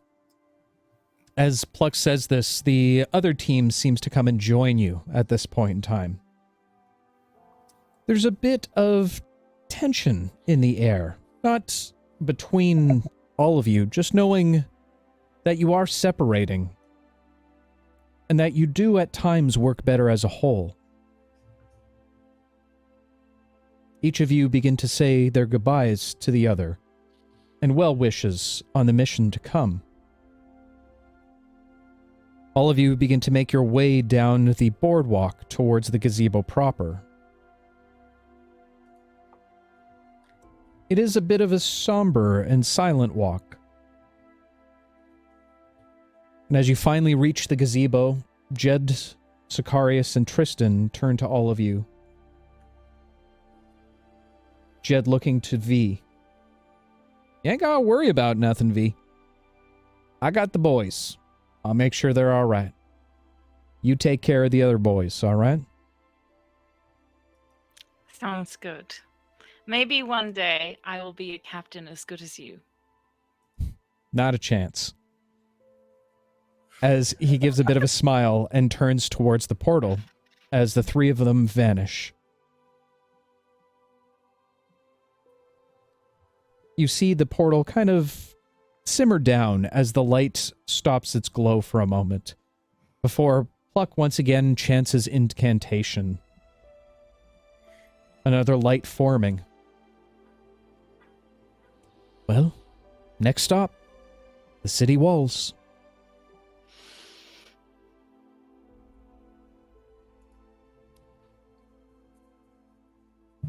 After you. Basil will... Oh, yeah. Basil will, from the table... Is there a sickle on the table by any chance? You would have seen a sickle on the table. I will take the sickle. Okay. And a couple of extra daggers for throwing. And I will say, all right, well, it's up to us now. Good luck. And safe travels. And saying farewell to the boys and Jet, I will go through the portal. Okay. You will follow. As the last two make their way into the portal, saying a last goodbye to Pluck. Until you meet again. The four of you vanish. Just like your companions before. And that, my friends, is going to be all a story for another day.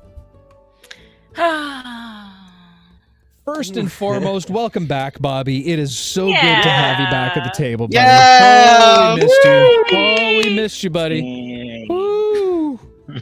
Man, what a great show for... I feel like we did a Seinfeld episode.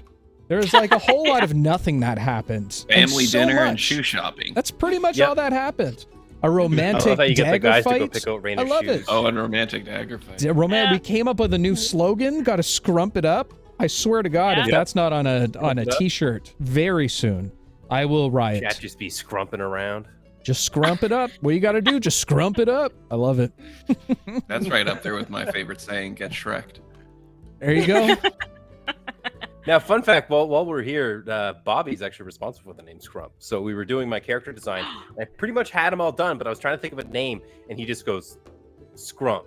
It's the random first thing out of his mouth. And I was like, perfect. That's it right there. No more further thought needed. In actuality, he probably just threw up a little bit in his mouth, and that's where oh, no, that works. That's good. I like it. Yeah, it's great. Well, I've been meaning to say this for quite some time. I'm looking for someone to raid, so Bobby, if you wouldn't mind, please distract chat for a moment, please. Wow, man, guys. It's been a while. And I'm just so glad to be back. And just so that I can say, CC Platinum, Okay. Guys, Hell yeah. I mean, it is around the corner, and the content, Soon. the sheer content, Oh. and the sustenance within. Oh. Almost climaxable. Wow. I, as a new member of the cast, I get an inside look at upcoming. Did get to seasons. he has And signed an awesome NDA, content. so don't even try it. All right, all you shut up. Stop giving away our secrets. We are going to go raid our friends over at Knights of Silver Moon. They are streaming a lovely group. Love Aaron, wonderful bean, that individual. So guys, stick around for the raid. It helps us. It helps them. Hit that follow button when you get over there if you like what you're seeing. It's good vibes. It's lots of hearts and love. Hashtag CC Love Raid in chat, guys. You already know what the command thingamabobber is. I gotta make that a command at some point in time. Someone put the thing. Someone put the thing in the thing. Can I do the voice of Lady Naomi Zaza one more time? Absolutely. I will say this to all the adventurers out there. Whether finding a new way to cook with butter and garlic, or doing a shoe shopping for a lovely, very dominant woman in your life, I beg of you all, one word of caution. Be careful out there. You can trip. We'll see y'all tomorrow night, guys. Love all your faces. Take care. Bye, all.